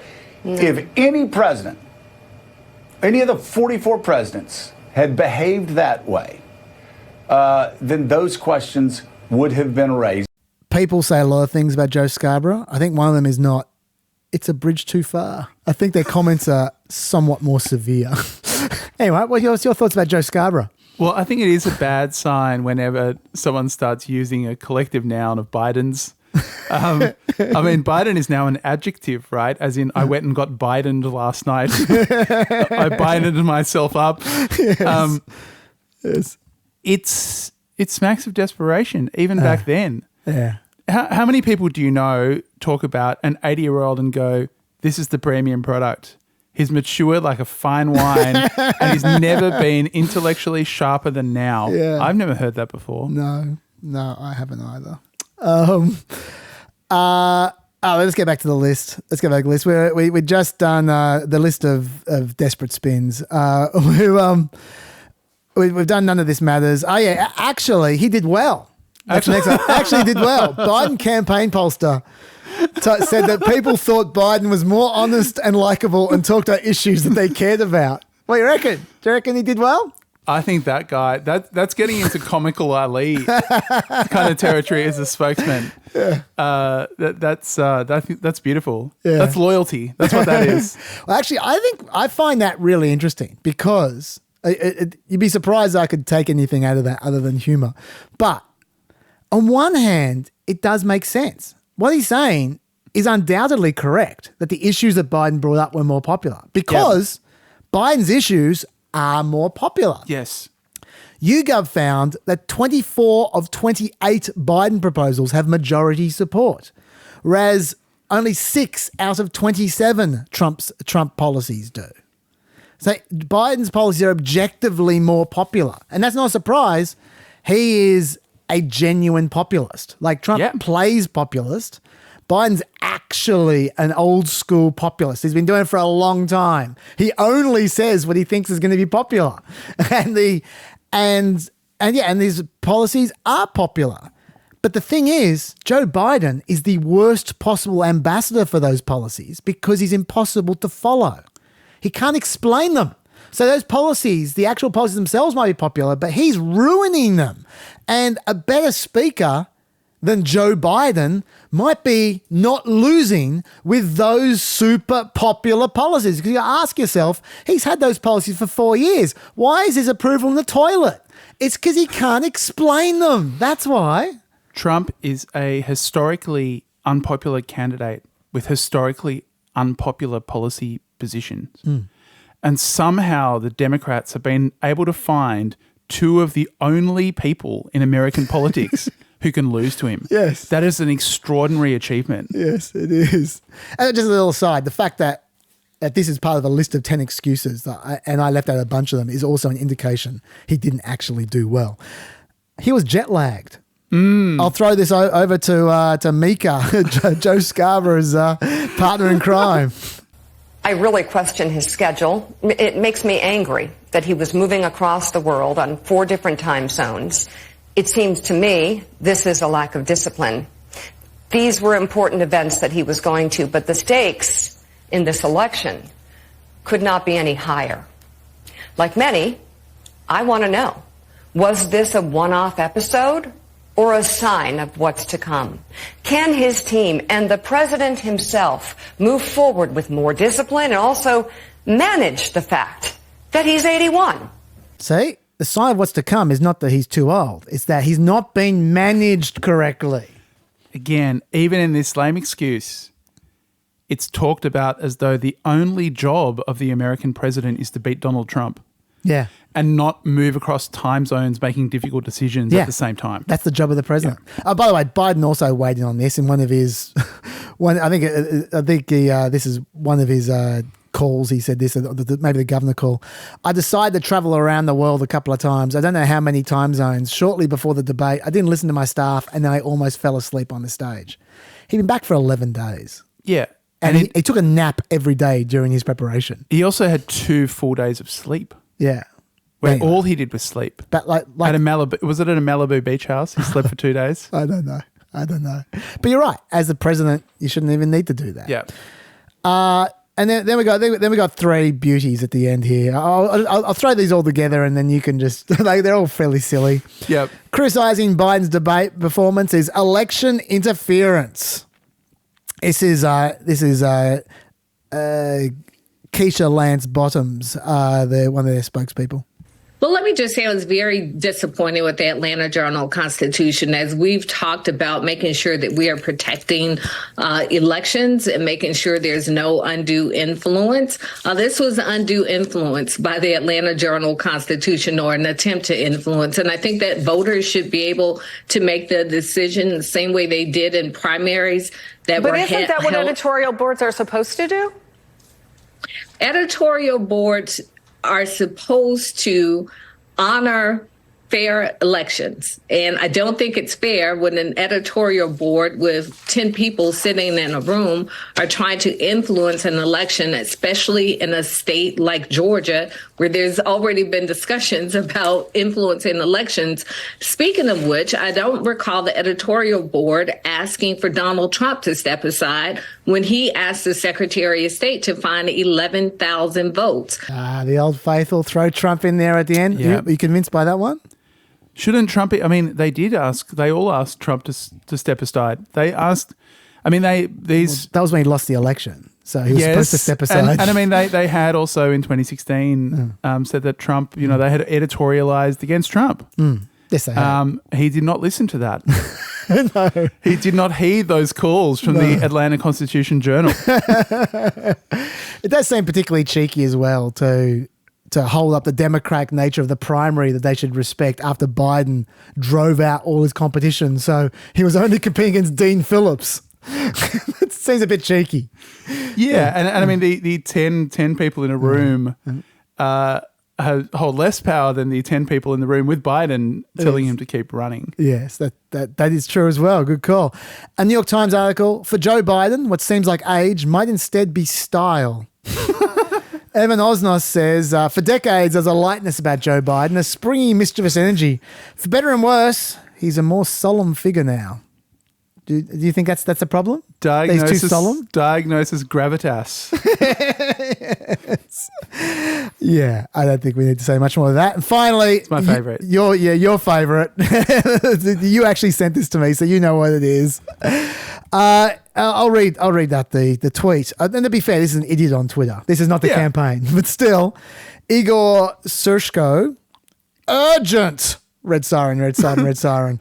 Scientists whose previous work include direct energy beam research for the US intelligence community said Biden's symptoms during the CNN debate made him think of the Havana syndrome. This is according to former KGB spy Yuri Shevets, who defected to the US in 1993. Could there have been a laser fired into Joe Biden's brain, causing the response? It doesn't help them that didn't they find out that Havana syndrome was not real? That apparently, that's what the intelligence community says. Yes. Yeah, but if anything, I'm sure Joe Rogan doesn't say that, but yes. No. But I mean, I just like that idea that someone. I mean, when did they shoot him with a laser? I don't know. Maybe it was Anderson Cooper in the wings. I don't know. I don't know. Oh, but to be honest, I actually find this one to be the most credible, because if that was true, that's a good excuse. That would explain it. That's a great excuse. Yeah. And I like it. It's devious that you would have an opportunity to shoot Joe Biden with something that isn't a laser. Yeah. And just choose to make him appear old. That's how they work. Yeah. Rich, that's how they work. Okay. All right. So I think we've probably had enough of the spin. you obviously, the next topic was that people making too much of the one debate. I think we've discussed that enough.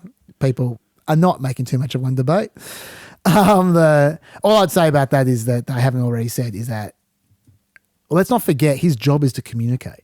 Yes. He's got two jobs, to make decisions and to communicate. He can't do one of them at least, maybe not two. But you don't need to go behind the scenes to know he can't communicate. That's something that's done in front of us all. He can't communicate. He can't do half the job of president. Simple. I don't talk so good is something with policy implications. Yeah. So step back for a moment. Okay, This is the autopsy. Yeah. Right?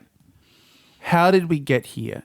And I do keep coming back to this thought experiment myself of if we had a time machine going back 4 or 5 years and showing people these debates, talking about the fact that Kamala Harris, there's a big contrarian kind of tradition, clickbait tradition in the media. Those kind of pieces where it's like, you should try a little bit of cyanide just as a treat. Yes. Just to annoy you and get your attention. And, any contrarian position people will write about because it will get attention. One contrarian position I've seen almost no examples of is Kamala Harris will be a good or even competent president and she's not as bad as you think. It really speaks to the extremity of how bad a candidate she is that you can't even have a kind of devil's advocate argument in her favour that people will be persuaded by.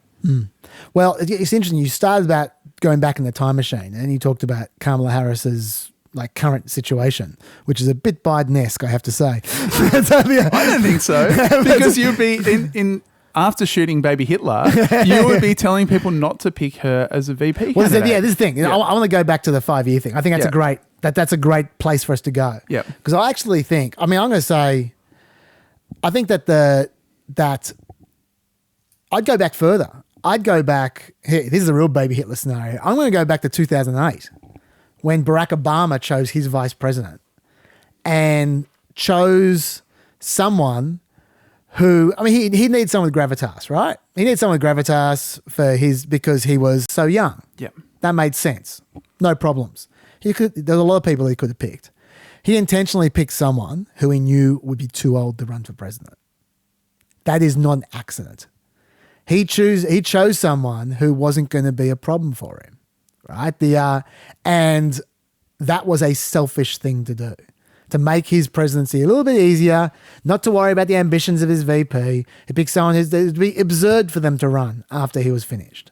He could easily pick someone 10 years younger who could have followed him up. Yep. Which is what you should do, because part of your job as president is to set up a legacy, if you're successful, to continue on. And he chose to not do that. Now, he might have been thinking Hillary Clinton is going to be my successor. Maybe. But I would argue that it was foolish to pick Joe Biden as his vice president for that reason. In the end, in 2016, he didn't run, and he said it was because of Beau, but part of the reason was because he was considered too old as well. Yep. Then in 2020, we get to a situation where it's all hands on deck. We desperately will do anything to stop Trump being re-elected.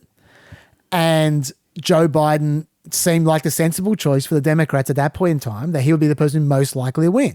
And I think that's true. I think he was the person most likely to win because he'd been vice president under Obama. And if someone else had been chosen, it would have been them. But anyway, so let's leave Obama's selfish choice aside, if it is selfish. I think it was, but maybe I'm wrong. Maybe I'm being too harsh. Joe Biden has a choice now.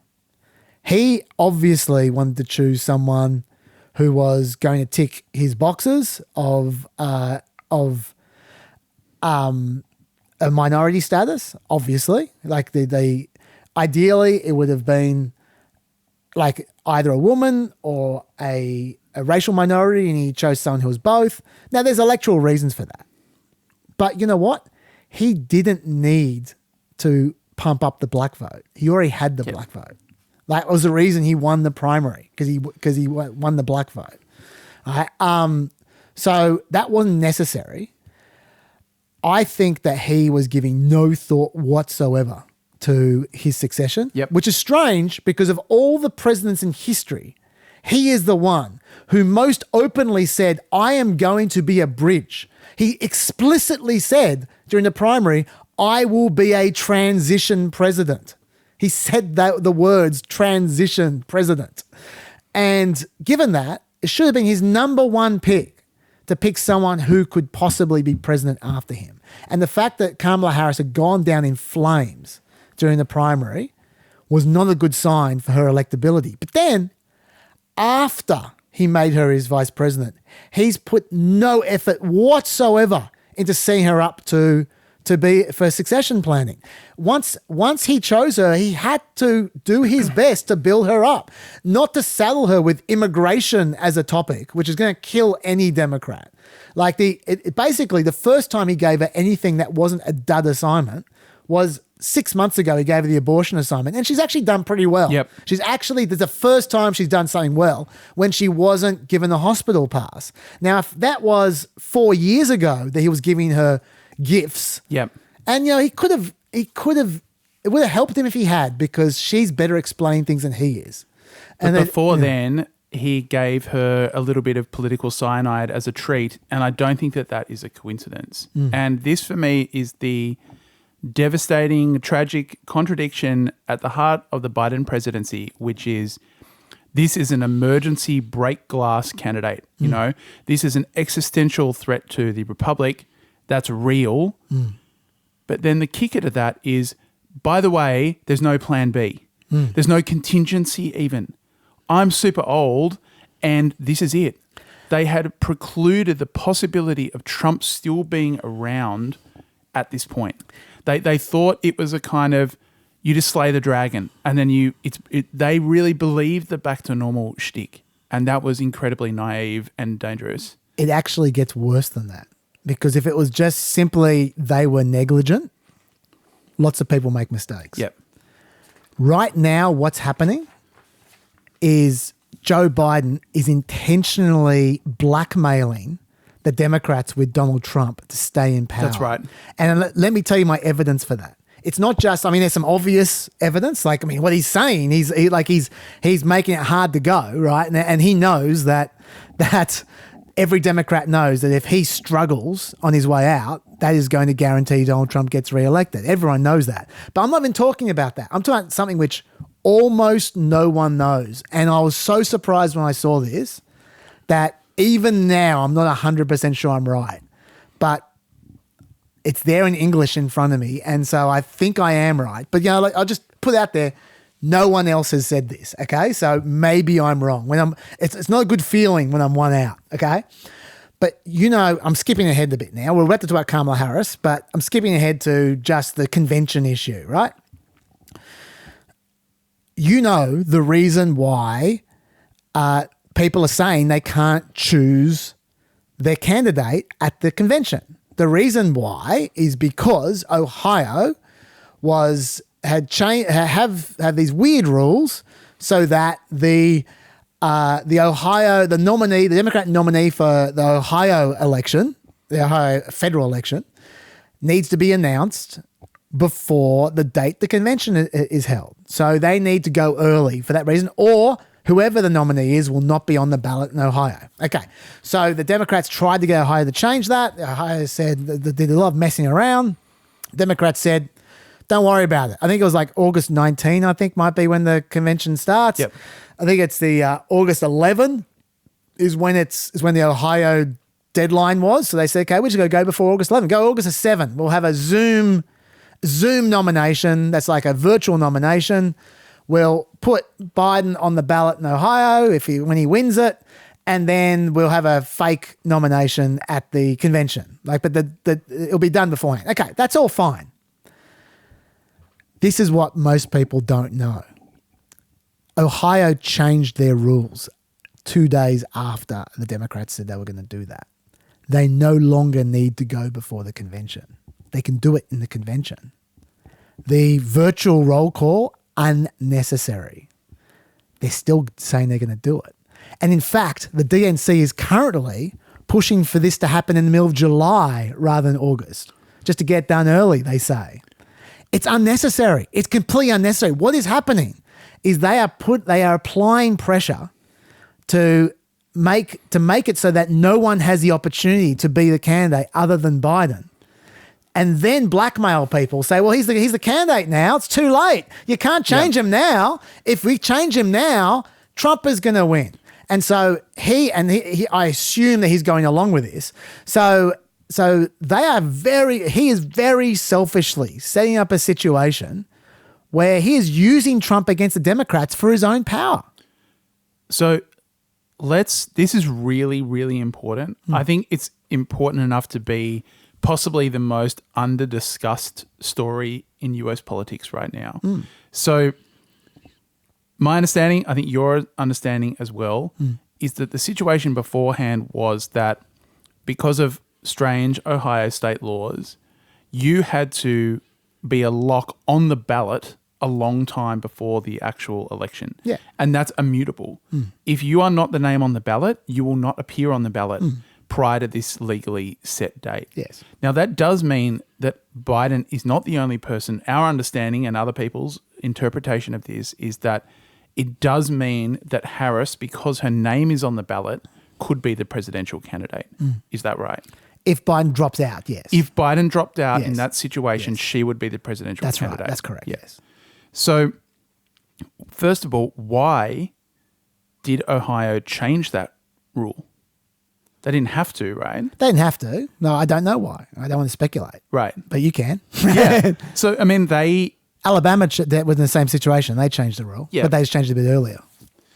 So, I mean, I don't know. I'm uncertain enough even to speculate about it. Oh, look, I think Mike DeWine is a reasonable person. Yeah, He's the Ohio governor. Yes. Yeah. That seems like they foresaw the kind of catastrophic possibility enough that they were willing to take an L as state level Republicans, which is extremely rare by itself. But Biden is continuing, or the DNC is continuing, as though that change has not happened. Is that right? That's correct. And the only reason that you would do that is to railroad through another process which might stop someone other than Biden and or Harris being on the ballot. That's correct. I can't believe that. Yeah.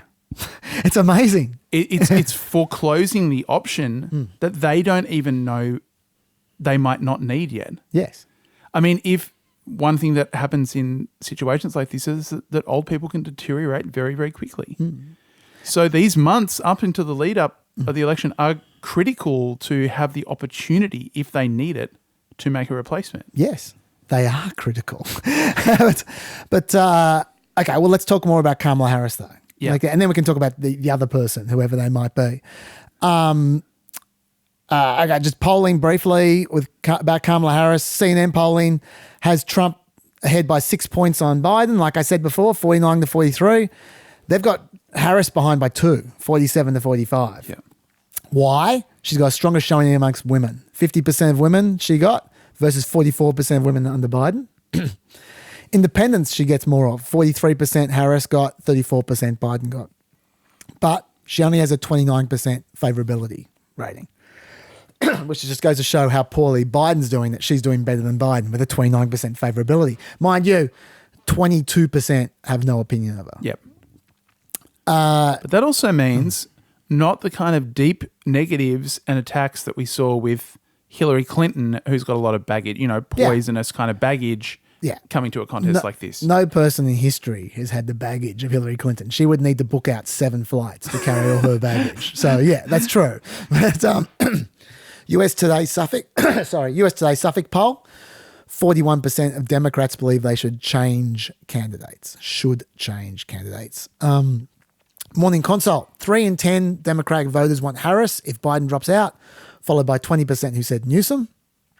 Survey USA, 43% of likely Democratic voters said should be Vice President Kamala Harris, who takes over if Biden steps down, including 63% of black Democrats, 56% of Democrats aged 35 to 49, 55% of those with children under 18 at home, 53% of those with high school educations.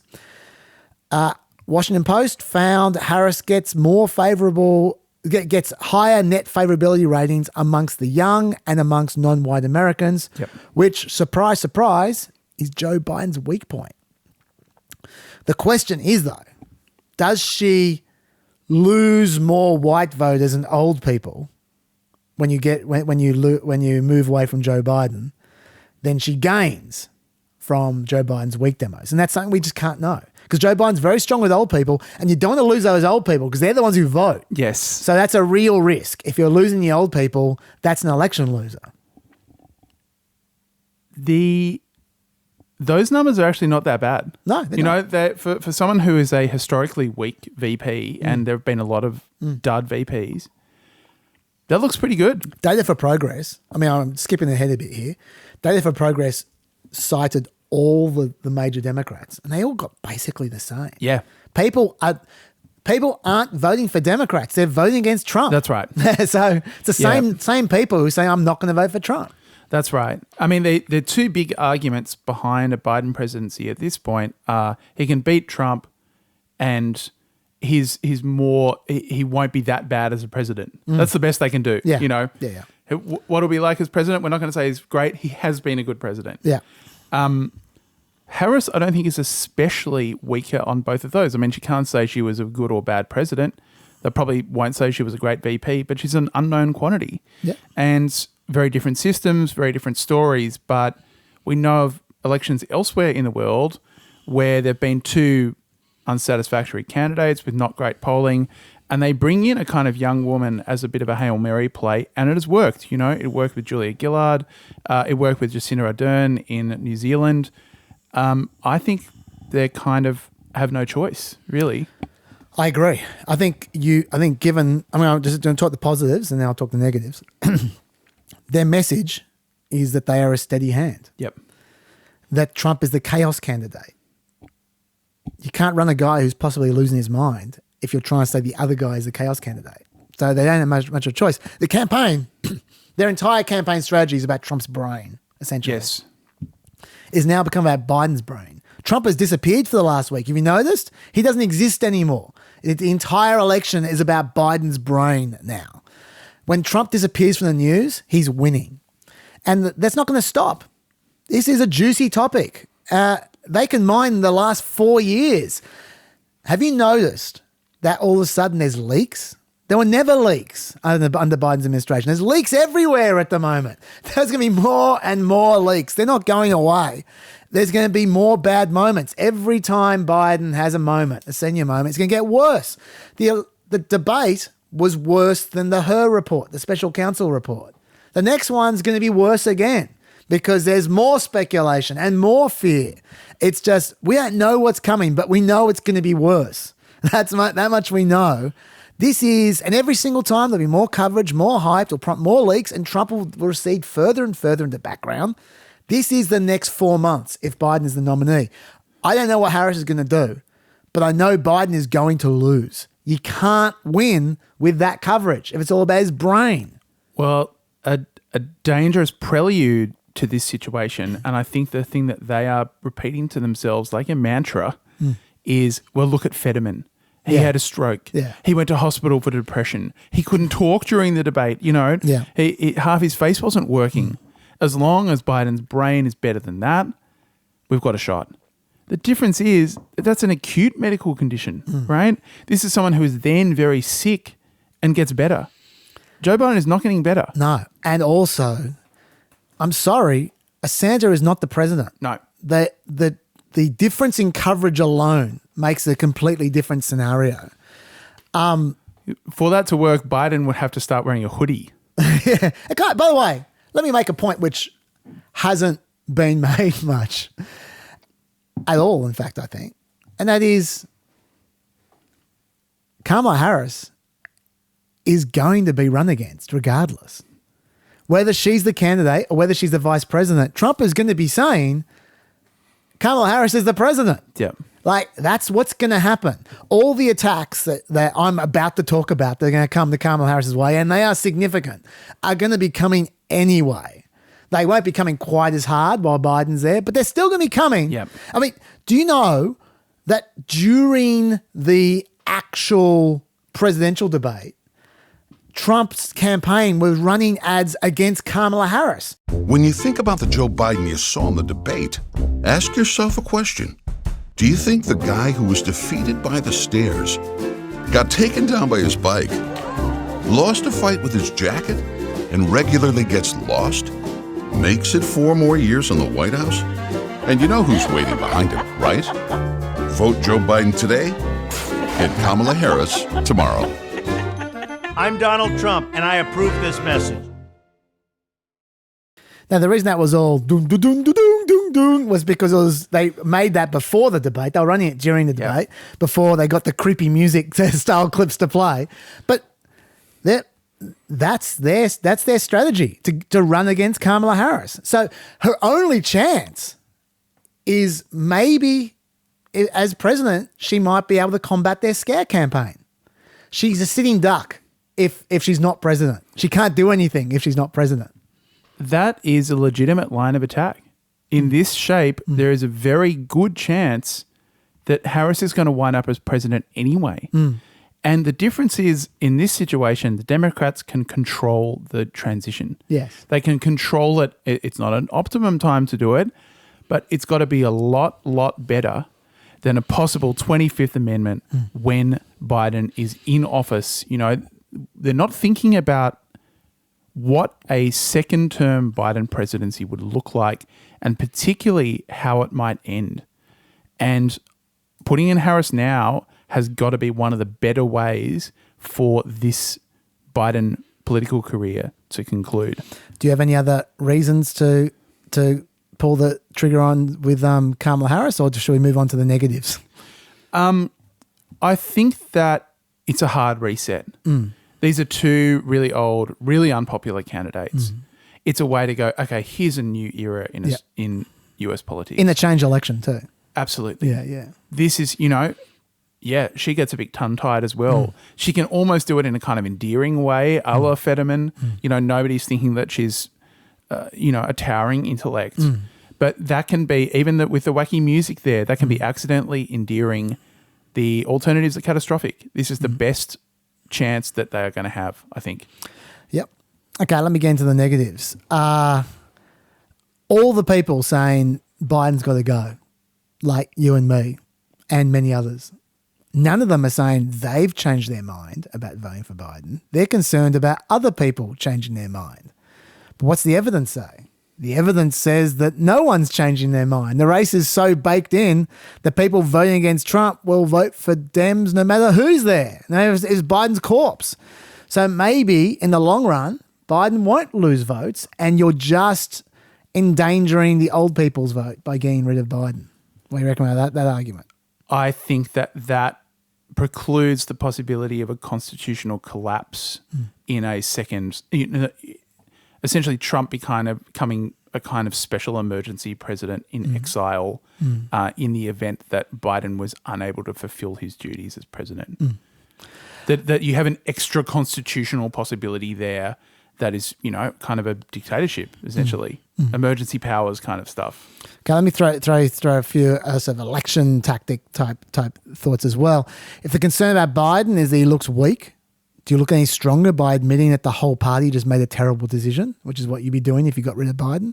What's more chaotic, running a guy who has his poor moments, or changing leaders in the middle of an election campaign? That's pretty chaotic. The Democrats are going to be the party of chaos. It's hard to avoid. And also, maybe Biden isn't, we're assuming he's as bad as he was in the debate and going to get worse. Maybe that was as bad as he's going to be for a while, because if he was really that bad often, they never would have agreed to a debate before his nomination was confirmed. The fact they agreed to the debate at that point in time suggests they did not expect this to be happening. I don't think that's right. I think that they thought he'd get tongue-tied, but they could control it if he had enough rote lines. The surest sign that it's happening again is that they haven't put him in the media since. Yeah. Except to read teleprompters and have softball interviews where he still whiffed almost every single one. Spoiler. Okay, that's fair enough. All right, and now Trump is going to have, like I said before, Trump's going to attack her no matter what. But if she's president, it's both barrels, right? Trump is going to have a field day with Harris, and we all know he's going to. Like I said, they were running the anti-Harris ads. It was about the laugh. Did you hear the laugh? That's something we can look forward to, the laugh thing. The other day, Trump's campaign put out a statement. Every one of them has lied about Joe Biden's cognitive state and supported his disastrous policies over the past 4 years, especially cackling co-pilot Kamala Harris. So the cackle, right, which obviously... Like I'm not the person who like to throw around the word sexist and racist all the time, but the cackle is obviously supposed to be evocative of being a witch, obviously. So, I think though the silver lining there is in the same sense that the Hindenburg had a silver lining. Caught fire. The silver lining there is that he hasn't. It's one of the rare occasions where Trump hasn't really nailed the nickname. Well, that's because Chris Lasavita, not Trump. Right, but I mean, Trump has executive authority over all nicknames that are put out by his campaign. I think his nickname for her is Laughing Kamala, which is probably worse. Yeah, I don't think it's great. Yeah. Like she might be Teflon to the nicknames, which is a sign that perhaps they can't quite get a handle on her. Yeah, but also on top of that, now you know where I'm going here because we've talked about this offline as well. It's going to get ugly. I should also say they're going to accuse her of covering up Joe Biden's infirmity as well, for sure. Like that press release did from Chris Lasavita, and they're going to try and make her out to be dishonest and anti-trustworthy and not trustworthy. And she can say, "Don't you understand? He thought I was so incompetent, I never even got to see him." But this is where it's going to start getting ugly and horrible. She's going to be called the DEI president from the Republicans, for sure. They're calling everyone who's black DEI at the moment. Yep. And she's going to be the DEI president. They're going to imply she's unqualified and she's there for affirmative action reasons. It's going to be ugly. They're going to slut shame her. Like, there's no other way of putting it, because she had an affair with Willie Brown, who was a San Francisco mayor, on her way to be getting the nomination to be the attorney general. If you look it up, there is endless horrible memes online about that. The Biden, like a slogan with the slogans Biden Harris, pee pads and knee pads, referring to her as knee pads. They do that a lot. Now that might help her out. Overtly sexist and racist sledging may help her. Didn't help Hillary Clinton, but times have changed. A while ago, that would have kneecapped a campaign, that sort of open affair.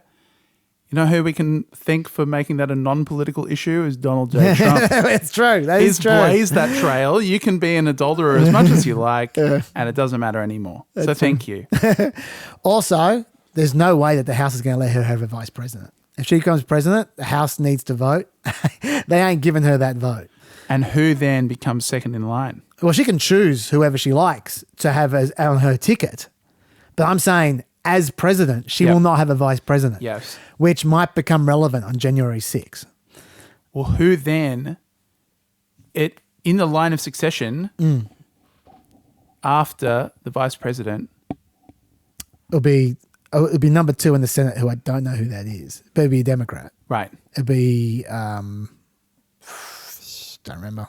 Was it Wisconsin lady? I don't remember. Anyway, someone, Democrat. But my point is that just you can see legal awkwardness happening at times. Absolutely. They're going to try and make it awkward. Also, Republican legal groups are going to do their best. If Biden doesn't go before whatever their artificial deadline they're setting is, you can bet your life that Republicans are going to target certain states to stop Harris getting on the ticket if this happens in August or September. Absolutely. In fact, they've already said they're going to, and they've cited 3 states that they're focusing on: Wisconsin, Nevada, and Georgia. Wisconsin in particular could be an interesting one since the Democrats have to win that. And then, of course, you already touched on Harris herself is very awkward. Yeah. They're trying out some birtherism, by the way. Are they? That's just rolled out today. I didn't see this. It's real internet material, but, she's ineligible because she's not a citizen. Even though she was born in America. Yeah. Think a baby is disqualified. Doesn't, is non-constitutional, unconstitutional. I'm absolutely sure you're right. I've got some examples here of some of the kind of thing we're talking about. I think most people know what she's like, but I think it's very important for us at every moment in time to see the moment in time in which we exist in our present. See, the moment in time in which we, she talks about moments in time a lot. See, the moment in time in which we exist in our present, and to be able to contextualize it, to understand where we exist in the history and in the moment as it relates, not only to the past, but the future. It really does. It feels like something written by ChatGPT. Yes, it does. It does. But ChatGPT didn't exist when this was written. It's the voice of the future. Yeah. But like you say, I mean, maybe if these are her worst problems, then that will seem, relatively innocent compared to the other problems that people are concerned about. So something I want to ask you, she's obviously, probably the best option for the Democrats and a terrible option if you could pick anyone in the United States to be the Democratic presidential candidate. I agree with that. How do we get here? Why is after years and years of people drawing attention to this issue, why is the Democrats' bench so thin? What happened? Well, like you just said, I think there are plenty of people on the Democrat bench who are stronger than Kamala Harris. They're just not the vice president. I mean, I can answer that question about okay. The question is not why is the bench so thin now. The question is why was the bench so thin 4 years ago when he chose his vice president? Because if he hadn't, if he obviously only cared about choosing a black woman or a Latino woman, maybe if there'd been a compelling Latino woman or black woman other than Kamala Harris, he would have chosen them. I think that that I've answered this before on PEP, but I'll answer again because it was a long time ago. Barack Obama cared not at all about state elections. Yep. He cared about presidential elections. He didn't care at all about the farm. And he lost record numbers of state legislature seats. I remember this. Yeah, governorships, Senate seats, all kinds of stuff. He lost heaps between 2008 and 2016, and it wiped out a generation of Democrats. And those people would have those. If you think that the people who are 35 and 40 in 2010, they're 55 now. This is their time. Those people never began. Their careers never began, and so there is a gap there. But I think that gap has now been filled by the Trump years. Like and the opposite's about to happen to the Republicans. After DeSantis, there ain't much there. The cupboard is bare for Republicans going forward. But Democrats have no shortage of options for the next 4 to 10 years. Right now, I reckon there are a bunch of people who would be very strong candidates for president, but they're just not the vice president. But I think that's what's happened. I think it's the tail end of the Obama years biting them in the ass, essentially. Partially agree. I think there's no doubt they did close the academy system, as you put it, by accident. But Obama did care about the Senate and he did care about the Supreme Court. And maybe not because of a shortage of candidates, but you were having the same kind of succession issues for Democrats there. You're having it with Feinstein. You're having it with RBG.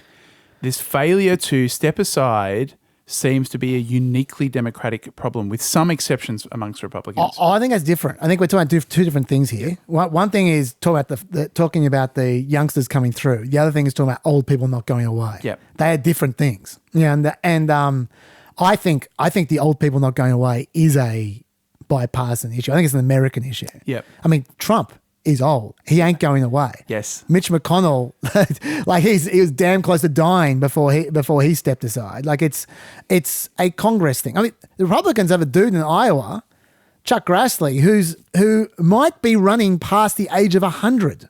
Like it's just like I think he's 95 and he's looking to run again.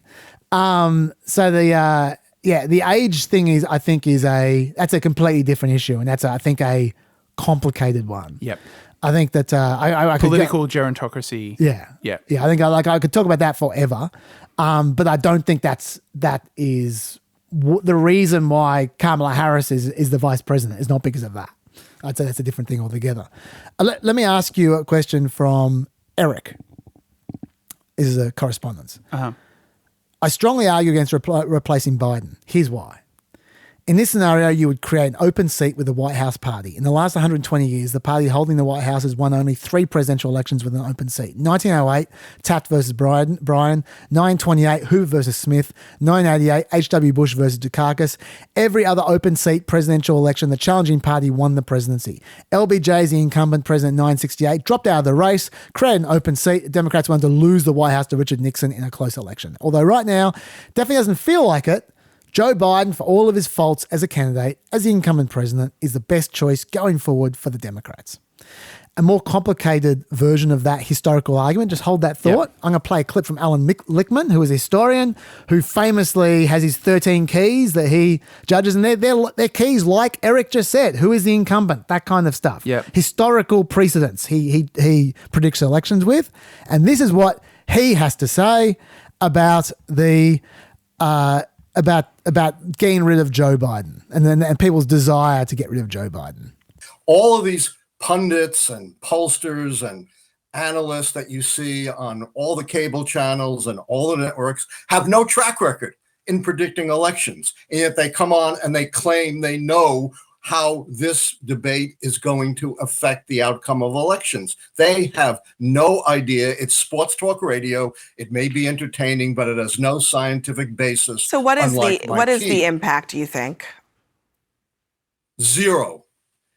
Debates are not predictive of outcomes. Hillary Clinton won all 3 debates, still lost. John Kerry won all the debates, still lost. Barack Obama got trounced, 72 to 20% in the poll, worse than Biden, and went on to win. That's why we rely on the 13 keys, which tap into the structure of how elections really work. And they show that Democrats' really only chance to win, contrary to everything you've heard, is with Biden running. Look at the incumbency key. Biden checks that off.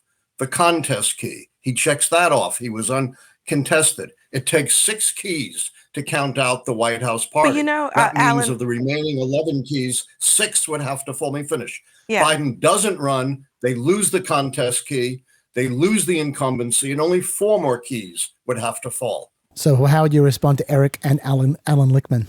Okay, so first of all, there's a whole lot of tests, because it's a relatively small number of sample sizes in modern day elections. There's a whole lot of tests of this kind which have great sensitivity right up to the point where they don't work. Yes. Until very recently, any candidate where who sold the most Halloween masks of their face won. That didn't work for Trump, obviously. Yeah.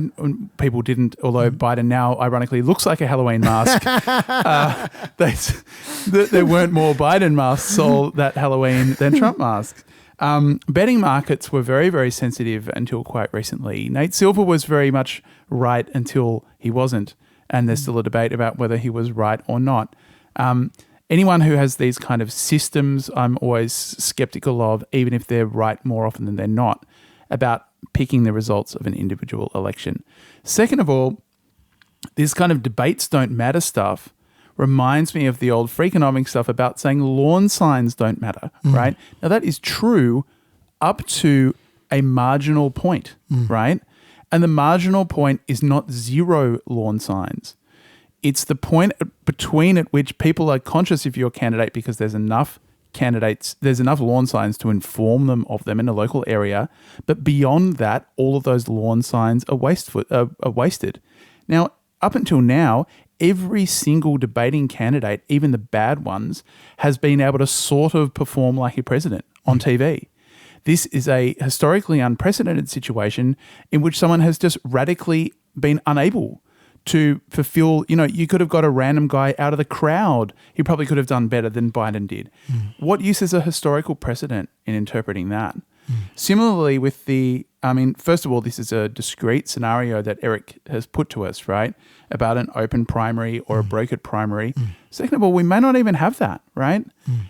We may have a situation in which there's just a succession where Biden resigns and there's no open seat and Harris is the incumbent as president. Second of all, again, we haven't had this sort of incapacitated person as the alternative to the empty seat. We don't know, and we can't determine it from We can't determine a historically unprecedented situation from what's happened before. I agree. I mean, look, this will be, if Alan Lichtman is right, so if Biden doesn't drop out, and it's looking like he really doesn't want to, but he might have no choice. Like if the donors just all, we haven't even talked about this, but if the donors are doing performing a bit of a revolt at the moment, if they really cut him off, the donors, and there's this meeting on Tuesday amongst House Democrats, if they really go hard against Biden and they drill him out, fine. But if he stays, this could be the ultimate test of Alan Lichtman's system, which I have been extremely skeptical about in the past.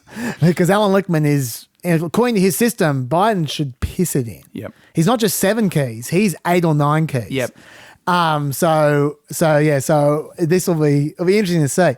I should say, just for what it's worth, I actually think that Kamala Harris is going to lose, and I think that Biden is going to lose. Yep. I think they're both going to lose. Yes. But I think that we don't know by how much Biden is going to lose. That's right.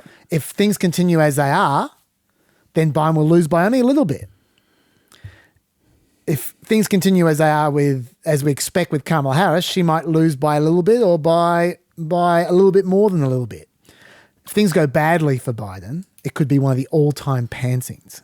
Like if he has big episodes coming up at the wrong time, then it could be historically bad. And then not only do the Democrats lose the House, but they end up like 42 seats in the Senate. There's bye-bye to the Senate for a decade. And Trump can have his way for 4 years with a sympathetic Supreme Court and can do anything. That's right. We will really be able to test out the immunity ruling that we're about to talk about.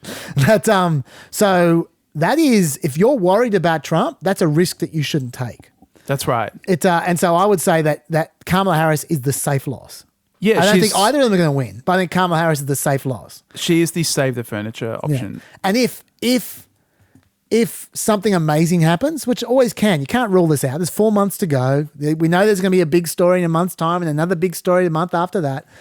If something wild happens and the Democrats win anyway, fine. It doesn't matter. But what I'm saying is, if you can only plan for what's predictable, right? And if we're going by what's predictable now, she is the safe loss in my view. If you're worried about authoritarianism in this election, which is a real possibility, it's possible that a narrow Biden win might be the worst outcome in authoritarian terms, even worse than a Trump win, because he will be unable to govern as president, essentially. Every single time he is absent, gets garbled, it's going to be 25th Amendment talk throughout. From Democrats as well as Republicans. That is untenable. And what you end up with then, just to finish off your thought, what you end up with then is the situation I just described in 4 years' time. Exactly right. Yeah. Yeah. And except every 4 years that you put it off, the people are more prepared when they turn up. Like I think a lot of people have expressed the view that if this was going to happen, it would have been better off Trump winning 2020. Yep. Because he wasn't ready for it then. He's going to be ready now. And in 4 years' time, they'll be even readier. That is an interesting thought. I'm not sure I agree with it, but it's an interesting thought. What we've seen in the UK is that you can have a two-party system turn into a multi-party system if one party is bad enough. That is true. All right. What about the case of Biden being replaced by someone else? Is that realistic at all? And if so, what are your thoughts about it? Well, you're the expert here, but it seems to me that if they are railroading through this Biden situation in Ohio, their hands are tied. You can't have a candidate who can't run in Ohio. Well, not just that. Yeah. Not. Yeah. I mean, yeah, that's true. But also, it's not just that. I feel like if there's no means by which that person can be picked before the convention. That's right. Like there is no. They're not going to create a primary system out of nowhere, like in just a couple of weeks. So the only chance for that to happen is at the convention. Yep. And so if even if they're not doing the mid-July thing, even if they're doing it, making a decision one day before the convention, there is no means by which that other person will be picked. And even if you did, there's all kinds of issues, like, for instance, legitimacy issues. Completely. Biden and Harris have been voted in. This person will be selected by a couple of thousand delegates. That's not democracy when their entire election campaign is about democracy. Yeah. Like that's a real problem. Money is a huge problem. And I'll read out Andy Pantz's email correspondence. Hey, Chaz, can you explain further what you meant on Planet America about the problem about fundraising for a new Democrat candidate in the hypothetical situation of Biden dropping from the race? If Biden drops out, what happens to all the unspent donations Biden's raised for his campaign? Why can't those funds be passed on to the new Democrat candidate? What happens to unspent funds from super PACs, and why can't they be spent on the new candidate? Okay, essentially, the money that the Biden-Harris ticket have raised is not Democrat money, it's Biden-Harris money. Yep. So if Biden goes, Harris can use it, no problems. It's Harris's, right? If someone else comes in there, then what happens to that money is Biden-Harris, if Biden's still alive, presumably it'll be Biden, but whatever, between Biden and Harris and their lawyers, they decide what they want to do with the money. It's their money to do what they will with. It's not another candidate. So can they just give it to the other candidate? No, because it's an illegal donation. It's under the rules of campaign finance. You can't give more than $3,300 or whatever it is to another campaign. So they can only give the maximum donation to the other campaign, whatever it is. They can give that money back to state committees or federal committees like the DNC. They can give the money to the DNC. They can give the money to a super PAC because those are legal donations. But they can't give the money to the campaign.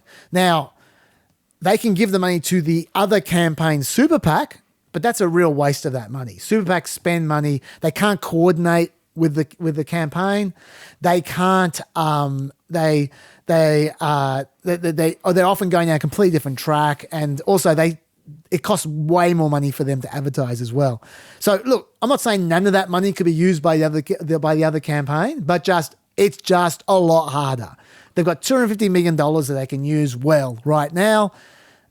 I don't know how little of that will be usefully used if it's another candidate. Some of it will be able to be useful, but it's a problem. That's all I'm saying. You can bet the legals that the Democrats will try and find a way to make it useful, but it's not going to be easy at the very least. That's how the law works. So we've got the money situation. Trump becomes the incumbent if it's another candidate. And all the advantages that Alan Lichtman just talked about, it's Trump. Yep. Because he's the one who has the track record now. There's no track record, no federal track record to run on. Yes, exactly. And Trump would enjoy all the benefits of being the incumbent. And by the way, a popular incumbent. People were happy with his presidency until COVID hit. And for whatever reason, people have memory hold COVID. So he'd be a popular incumbent. Who says any of these governors wouldn't have massive issues? Gavin Newsom has had an affair with just about every person you can name. Like, I don't know which one of them is going to blow up in his face, but one of them will. Gretchen Whitmer famously has been accused of staging her own kidnapping. Who knows what issues become big out of these people? Maybe they'd be the next DeSantis. Maybe they're not a good campaigner. You don't know until you put them in the spotlight of a federal race. And these people haven't been in a primary. So it's a huge risk. Not even Obama started off good in his primary. He sucked for months. And usually you have 6 months, 9 months in a primary to get your story straight, to get practice. These guys, 1 week after they turn up, they're running for president and they're going to make it happen. And what are they going to make happen? They've got to be raising money from scratch. They've got to be organizing. They've got to be hiring people. They've got to be building offices and stuff. Because unless they just walk straight into Joe Biden's campaign, I don't think they're going to be able to do that. I don't think they can do that practically. But whatever, that's going to be a problem. They're going to have to introduce themselves. And you know what's happening when they're doing all this? And raise money. Yeah, like I said that. You know what's happening while they're doing all that? They're not talking about Trump. He's in the background again. The story is about the Democrat again. When you're not talking about Trump, Trump is winning. So I think it's got a lot of problems. If we look at the kind of put your pants on fundamentals of being a presidential candidate, I've come up with 3 things. Yep. Right? One of them is that you have to appear on the ballot in every state. Yep. One of them is that you have to be able to raise money. Yep. And one of them is that you have to be able to talk in complete sentences. Harris is the only Democratic candidate who can fulfill all 3 of those, even if the last one is touch and go. Yeah, I think that's probably true. And by the way, I didn't even touch the fact that if they somehow got to the convention to choose this person, that means for the next 2 months you've got no leader. Yeah. And it's going to be a bloodbath. I know you're not supposed to use the word bloodbath anymore, but it will be absolute blood in the water between Whitmer and Newsom and all these people. Like, there's just no rules. It's just going to be, they're going to be having it out in public. And by the way, can you imagine if they're choosing the nominee at the convention, what the protesters are going to be like? If the protesters think they can influence the outcome, look what they're like when they don't think they can influence the outcome. I mean, part of the reason that we've got to this situation in the first place is this infighting between the fiefdoms. You know, when the institution of the institution of the Democratic Party is kind of breaking down a bit, when the institution of the presidency is breaking down a bit, what happens is warlordism, right? Yeah. You end up with these people. There's a reason why Feinstein was kind of propped up Weekend at Bernie style by her staffers, is because once she's gone, they are too. Yeah. And this is a festival of perverse incentives with a huge prize at the end of it. The attacks on each other are going to make the Trump attacks look quite tame in comparison. I think you're right. Okay, so the next topic, I know we're going to fill the whole 3 hours with this. How are you going for time? Well, we had 2 topics, and so far we've done one of them. No, I know. I'm not imagining. Let me see. We can have a comfort break, and then we'll see. Okay, because we could potentially make a 2-parter out of this, where the second part is like an hour and a half. We can go like 4 hours, 4.5 hours if you can do that. If it's what the peppers demand, we'll see. We'll see. Let's finish this first, and then I don't want to shortcut this because this is actually the bit which people are most concerned about, the Biden stuff, right? Not everyone's a legal eagle. But anyway, okay. The next question is, can they force Biden out at the convention if he doesn't want to go?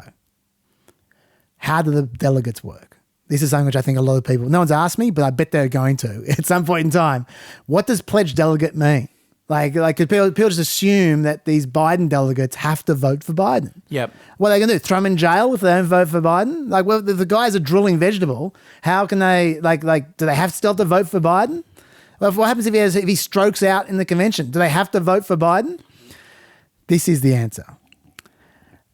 There are 1,976 delegates required to win the Democrat nomination. Biden has 3,894 of them. Okay, so you've got to pull quite a few delegates away from Biden. The super delegates, they don't vote in the first round anymore. There's 739 of them, but that's not enough to make a difference. But even if there was, they can't vote till the second round. Okay, so those Biden delegates, they have a thing called the robot rule, which requires that delegates in the first round, quote, shall in all good conscience vote for the person they are elected to represent. Yep. Now, what does that mean? In good conscience. The drooling vegetable stroke out example, I think they can vote for whoever they want. It's in good conscience. So all because they're Biden delegates doesn't mean they have to vote for Biden. Right now, they would have to vote for Biden. But events, dear friend, events may lead to them not voting for Biden. So all because they're Biden delegates doesn't mean there's no chance. Elaine Kamarck, who was part of the writing of the rule, is quoted as saying, "There's a presumption you'll vote for Biden, but the all good conscience clause could cover a lot of things." So she's aware of it. Okay. So I mean, obviously though, if you forced him against his will out, that would just be so ugly. Like he's already getting a bit populist about it. He's already getting a bit, they're trying to force me out. Like he's already doing that. Like it's just, can you imagine in 2 months' time? Imagine Biden running a Trump line about elites pulling the strings. Of all the bad ways, I mean, it's all bad options at this point. My personal pick is that this may be the worst. Yeah, I agree. Yep. I agree. I think if you need to blast him out, you might as well just stick with him because there is a chance that you just get a narrow loss with Biden. There's a chance it's horrible, but if you blast him out, it's going to be horrible as well. Like there's so many bad options. Okay, what if he isn't replaced? This is the final angle. What happens then? He thinks it might just go away, the whole thing, just like the Heir report went away. It could fade away, but fade away to what? He was losing. Fade away to a narrow loss. That's what we're saying. Yep. That's the best case scenario, a narrow loss. But there'll be another incident. Every incident, as I said, will get worse. It's also, this is even more of a break glass election than the prior election. It is. That he was brought in as the emergency candidate to fix. Yes. The media have said way too many things they can't take back now. Yep. They can't just disappear this. They have very little credibility now. They would have Scarborough levels of credibility right across the board if they went back on the things that they have already said about Joe Biden. Yep. They can't get behind him. He's not going to have the media on side. He's just not. No. And he can complain about all he likes, but he's not. And Democrats, I don't want to sound all right-wing rah-rah conspiracy theorists, they rely on the media.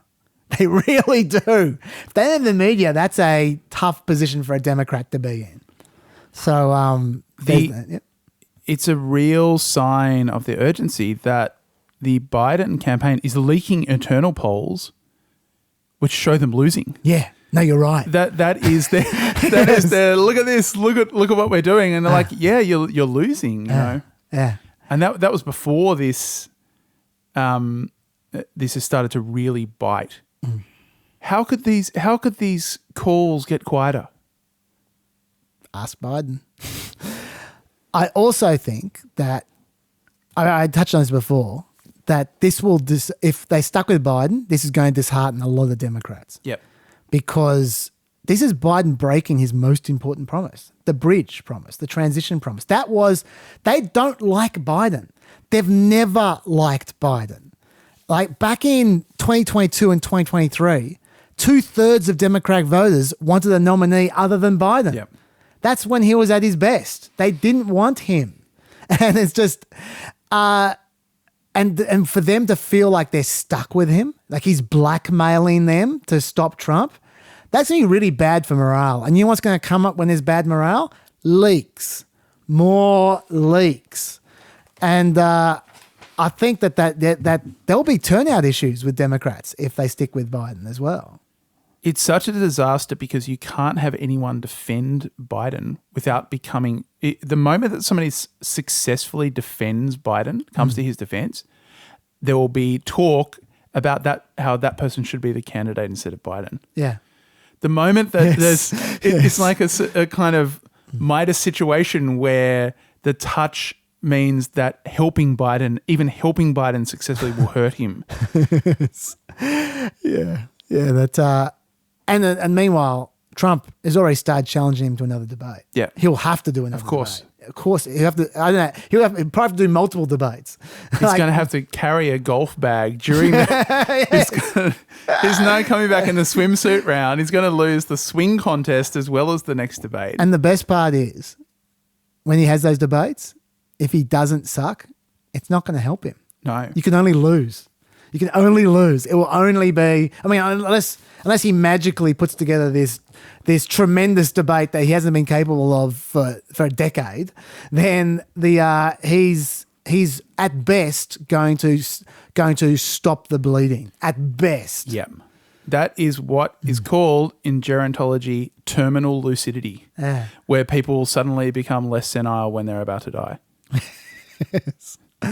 Anyway, and then my final thought on this is that because I think the Democrats are going to lose whatever happens, and I think they should just sell for a small loss, I also think that they should think about the long term.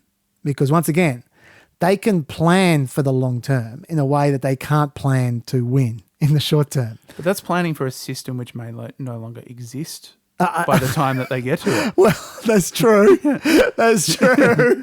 But yeah, they can only do their best. Plan for what? Their performance in the televised military tribunals? We're going to get to the televised military tribunals. It's a good reference for those who know what you're talking about.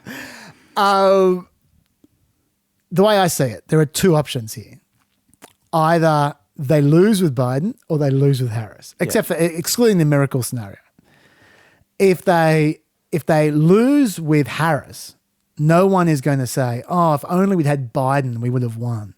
No. No one is going to say that. They'll go, well, thanks for your service, Kamala. See you later. And then they turn a new page. Yeah. And that'll be it. They'll move on. If they lose with Biden, it's going to be, you selfish prick. We should have made a change, and you stopped us making a change, and there'll be a circular firing squad, the Democrat specialty, and they'll be at each other while Trump is running riot, which is going to make put everyone in an even fouler mood, and they'll who knows they'll be warring, how long they'll be warring against each other, and Kamala Harris won't have had her chance yet. She'll still be around, right? So they won't have even begun to move on. So I think for the medium term, for the election in 2 years' time, 2026 and then 2028, they are way better off giving Kamala Harris a go. Yeah. If she pulls off the miracle, good on her. If she doesn't, they're halfway to 2028 already and they can move on.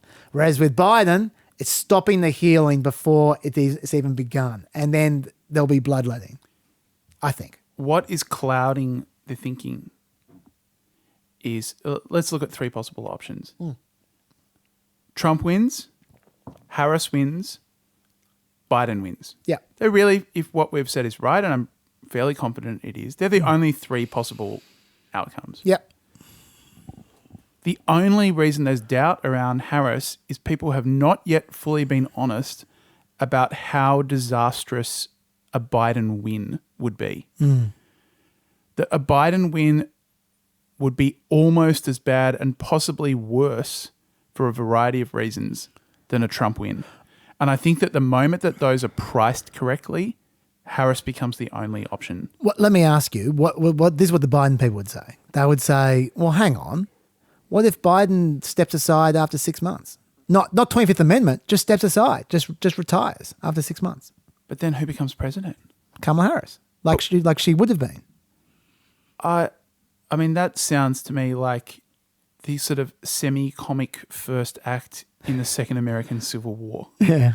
That sounds to me like an Archduke Ferdinand kind of situation where it's just so profoundly and patently undemocratic that it will devastate the idea of democratic legitimacy in the United States. I do agree that even forgetting about what happens afterwards, even running an election where Biden is the candidate and everyone knows Kamala Harris is going to be the president is just so counter to democratic principles. Yeah. It's very hard to get away from that. It really is. And Trump's not going to let them get away with it because he's going to be talking about Kamala Harris all the time. So, yeah. Yeah. These are not just attack lines, right? It is true. Yeah. That it's anti-democratic and dangerous and they have to do something different. Yeah. Okay. Do you have anything else to say about anything to do with this topic? We've been talking about it for 3 hours. Yeah. Well, not quite. 2.5. Yeah. Look, I'm really interested. I mean, you possibly know more about, I really think it's possible that you may know more about US politics than anyone else in the world. That is a genuine possibility.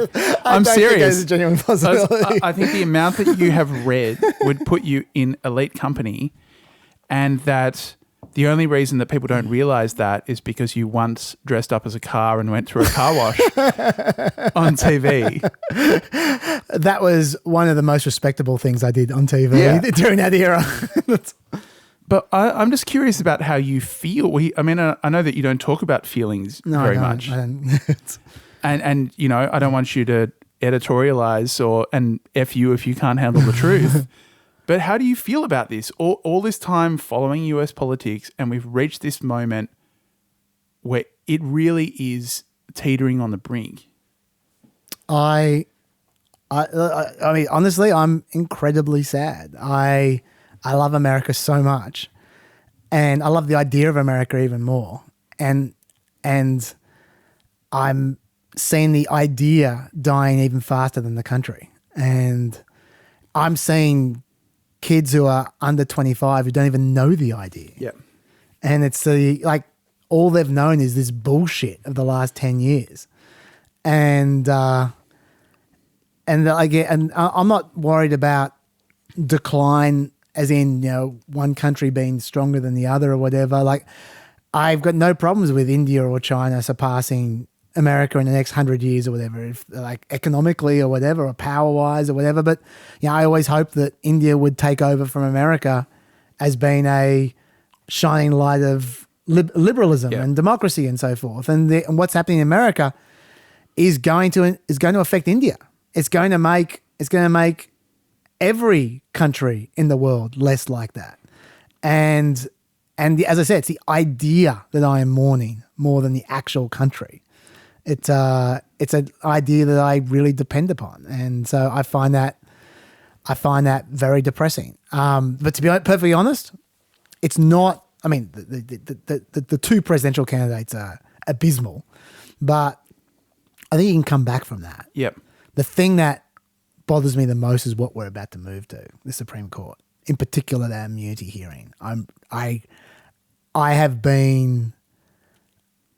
think I have been a steadier defender of the Supreme Court for someone on my vague area of politics than anyone else. Yeah. I've really gone out to bat for them a lot of times, and I think with reason. Like, I don't regret that, but I think John Roberts has not just betrayed me, but betrayed himself and betrayed everything he says he stands for. And I am absolutely furious. And I'm hoping that my silver lining with the Supreme Court is that they don't mean anything they say and that they're going to reverse themselves at some point in time in the near future. Because it's possible, because there's so much vagary about it. But if what I heard is what we're seeing going forth, there's not a lot of future. And that worries me a lot. So there you go. Yeah, and it worries me a lot too. I think that you and I wound up as invested in US politics as we did for similar reasons, which is this is still a sneak preview of the future. This is still how places are going to look. Like when I'm in a city in China, what I'm looking at is something that was built off the template of Chicago and New York. And when I was in the United States in 2018, in the midst of all of this, one of the last people I met before leaving was an engineer from China who worked at NASA's Jet Propulsion Lab. And he was in the room when the Mars rover landed on Mars. So he saw, it was in the room with a handful of other people who were the first people to see the surface of Mars. And he said it was boring. But I said, okay, so how did it happen? And he didn't hesitate. Straight away, it sounds cheesy, but this is what he said. He said, the American Constitution. The US Constitution is what allowed me to come here and be accepted in this way and be one of the engineers who made a machine move on Mars with a camera that could beam these images back. And I don't think you and I have been too histrionic over the years. I don't think, neither of us really talked about Russiagate that much. Nope. Both of us have at I never bought it. I never bought it. Both of us have at various times said that Biden's too old. But this is the first time where, if you look at how this disease process plays out in other countries and in other historical moments, it's not a great percentage chance to make it through at this point. It's, yeah. Oh, look, there's still institutional factors that are going to help, but it's closer than it should be. Let's put it that way. Yeah. And like one thing I'd say as well is that there's a reason why I think obviously there's emotional reasons why people don't like their children dying while they're alive, but leaving that aside, people don't, it's not in human nature to enjoy watching the decline. No. Like and that's something that people of our age and people older than us people who are alive today have not had to witness the decline. We have been raised with the concept that the things always get better. And we know intellectually that's not the case. You can look at history and there is a dark ages. Rome was way advanced of what came after it. So we know that it happens sometimes, but it wasn't meant to happen in the 1990s. It was the end of history apparently. We were raised in an environment where you were not expecting that to happen. And I'm actually watching decline on two fronts at the moment. I'm watching decline of my precious TV world. TV is dying right in front of me. And I'm in the middle of it and I can't stop it. And that is depressing to me as well. But on a much, much, much greater basis and much more spiritual basis, the window seat. And I do know a lot about American politics. I wouldn't say more than anyone else in the world, but I do know a lot. And I know a lot about American politics. I know enough to really, really, really feel bad about the extremely good view I have. I have the best window seat possible to the decline of American politics and the American system. And that is not an experience I'm enjoying. But I do emphasize, maybe I'm being overly optimistic here. I think the Supreme Court side is the side that's less reversible than the political side. And so I hope that John Roberts is about to just pulling a magic trick. I hope. Yeah, it's not over yet, and there's a lot of ruin in a nation, and there may come a time again when you can dress up as a car and go through a car wash. Yes. Okay, so we are now 2 hours 40-ish, I reckon, through. Okay, so this can either be the end of the podcast or this can be come for break and then we come back for part 2. Well, I think that we should. I mean, that felt like the end to me. That's why I did the big emotional crescendo. No, absolutely. No, I appreciate it. But look, this is the end of this podcast, regardless. But but are we going to have a part 2 now? Or that's up to the people. That's up to the peppers. Well, the peppers aren't going to know for another 12 hours. Well, we can wait that long. This is a democratic process. Oh, you're asking them to comment? Yeah. Yeah, then you come back in 2 days' time. Is that what you're saying? Well, that's what I was thinking. Oh, I was thinking right now, just plowing on another hour and a half. No, I have to go now. Okay, that was a real quick no. Yeah. Okay, all right. Well, look, I mean, I think we know how the peppers are going to rule. I think they're going to want more pep. Well, I don't presume. Okay, that's fair enough. No, we should never presume. Okay, all right. Well, look, okay, peppers, we'll throw it out to the people. I would have done some, if I'd known this was happening at the end, I would have done some correspondence. That's okay. All right, Peppers, I'm not going to do a Chaz Unleashed with 20 minutes. Up to you guys. I tell you now, I have summarized every single Supreme Court case for the last few weeks. I'm not going to go through every single one of them because some of them are kind of boring, but I have ready to go. I could do this right now. Richy. I'm ready to go. 2 cases to do with Trump's trial, which is the Fisher case and the immunity case. Mm-hmm.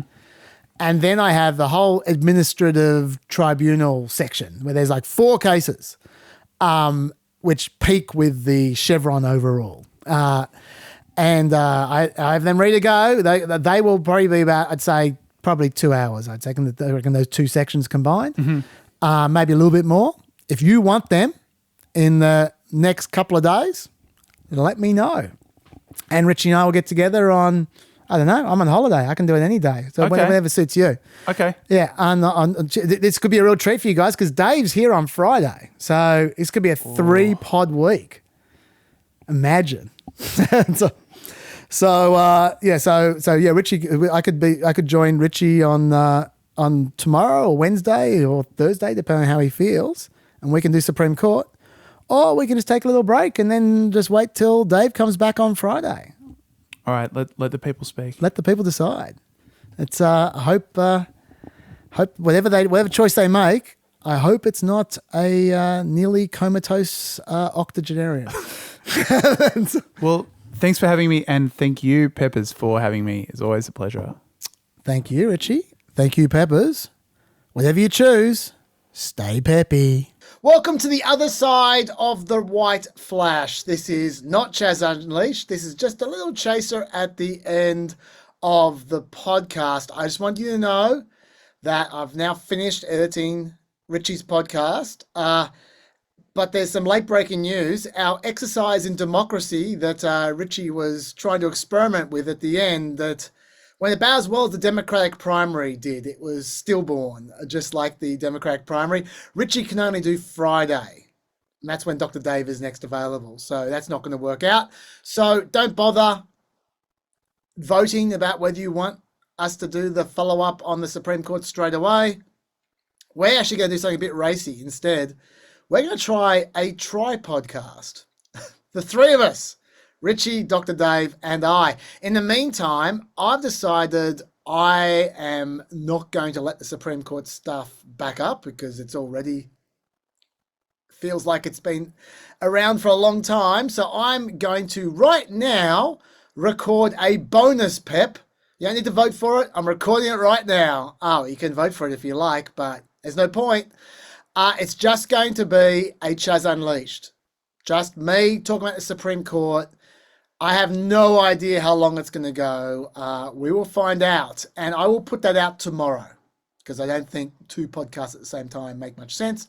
So I'll put out the Supreme Court special bonus tomorrow night, early, about around dinner time. In the meantime, I have got three things I'd like to add to the podcast today. It's like we jumped around all over the place. I had all my notes as I always do, and we jumped around all over the place. And there are only three. I missed out all kinds of stuff. That's fine. We spoke enough about Biden, but there were three things I was a little bit sorry that we didn't include. So I'd like just to cover them quickly, and then that will be the end of this podcast. Correspondence from Wayne says, winner of that debate was RFK. A lot of progressives will be feeling out his views on other topics apart from vaccines and trying to get their head around him and vote for him. Maybe even some neutral conservatives too, if RFK runs a good tight economic ship and back to core family values. Now, we didn't mention at all in that pod that RFK did this alternative debate called therealdebate.com. I'm going to put a link to it in the homework, which you can find in the blurb of whatever medium you're watching or listening to this podcast. Look, basically, it was carried by X. It went for 2.5 hours. He got on stage, a stage that looked much like the CNN stage, and he answered the same questions that the major candidates answered directly after they answered them. So you can see their debate and then his response and his answer. So sometimes he interacts with them, sometimes he doesn't. I think it's a great idea. I would have loved to have seen some of the other candidates. Obviously, I take an interest in the Libertarian candidate, Chase Oliver, but any of the other candidates, I would have been interested to see to do it as well. I thought that was an excellent idea from Candy. You'll notice, though, that absolutely no one is talking about it, partly because it's 2.5 hours long, but also this is the reason, Wayne, I don't think he was the winner of that debate. And I don't think a lot of progressives will be feeling out his views. The reason for that is because, in my view, the greater the polarization, the less relevant third-party candidates are.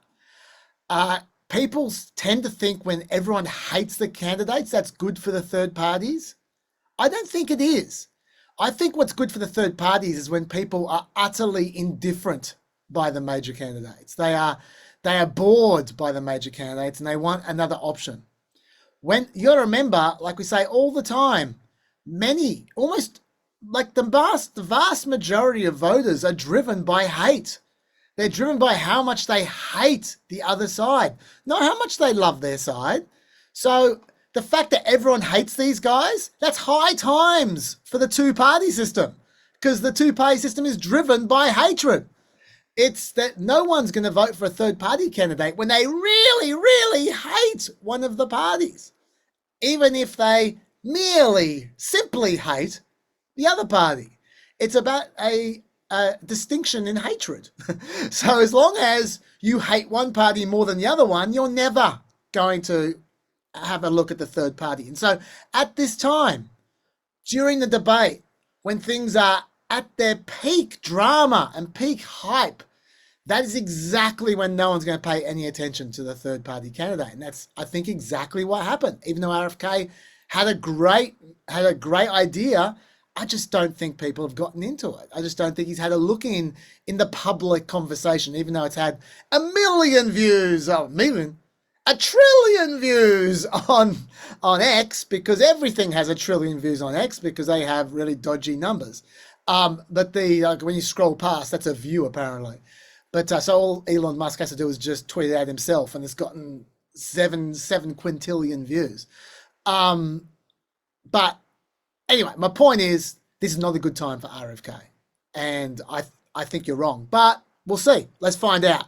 The polls will tell the tale, Wayne. You can laugh in my face in a few weeks if there's a big spike for RFK. I should also point out, by the way, if I'm right, that explains why the third parties did so well in 1992, which was an election where people were really indifferent to George H.W. Bush and Bill Clinton. And then in 2000, the same thing. There was a lot, I remember very vividly in 2000, the knock was, these two guys are just the same. George W. Bush and Al Gore, makes no difference. The stakes are really low. That's when Ralph Nader comes in. And as it turned out, the stakes turned out to be quite high in hindsight about 9 months later, September 11 happened. But anyway, so that's my take, Wayne. You can take it or leave it. Secondly, I talked about a number of reactions, my favorite reactions, but I forgot to mention Trump's reaction to the debate. I love this truth.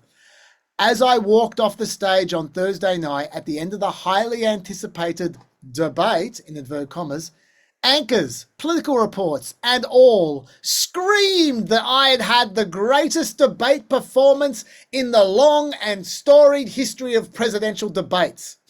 That's what he posted to his Truth Social site. They all said, effectively, Trump was fantastic. That's what they all said, apparently. Effectively. Look, that's obviously hilarious. Every now and then, though, I do pinch myself that someone with this little grasp on reality has been president and is probably about to be again. And and many would say that you can't tell the difference between him and people who have a greater grasp on reality. Then again, a lot of other people will say you definitely can tell the difference. But whatever, that was an amazing reaction. Finally, I didn't mention when we're talking about Kamala Harris, even though she's doing better amongst non-white voters, traditionally she does really bad amongst black voters. Well, not really bad, but just not well. You'd expect a black woman to do well amongst black voters, but traditionally she does not. Now, that's partly because of her Kamala as a cop reputation, I'm sure, from when she was Attorney General, and she had some rather harsh thoughts about sentencing and about drug crimes in particular. But also, I think there's another reason. And I've got a clip for you here to illustrate. This is from the Black Entertainment TV Awards about 2 weeks ago, I think. Maybe it was last week. And it features Kamala Harris speaking to Taraji Henson, who's from Empire. She's also from Hidden Figures. And look, I'll just play it to you, and you might see what I mean.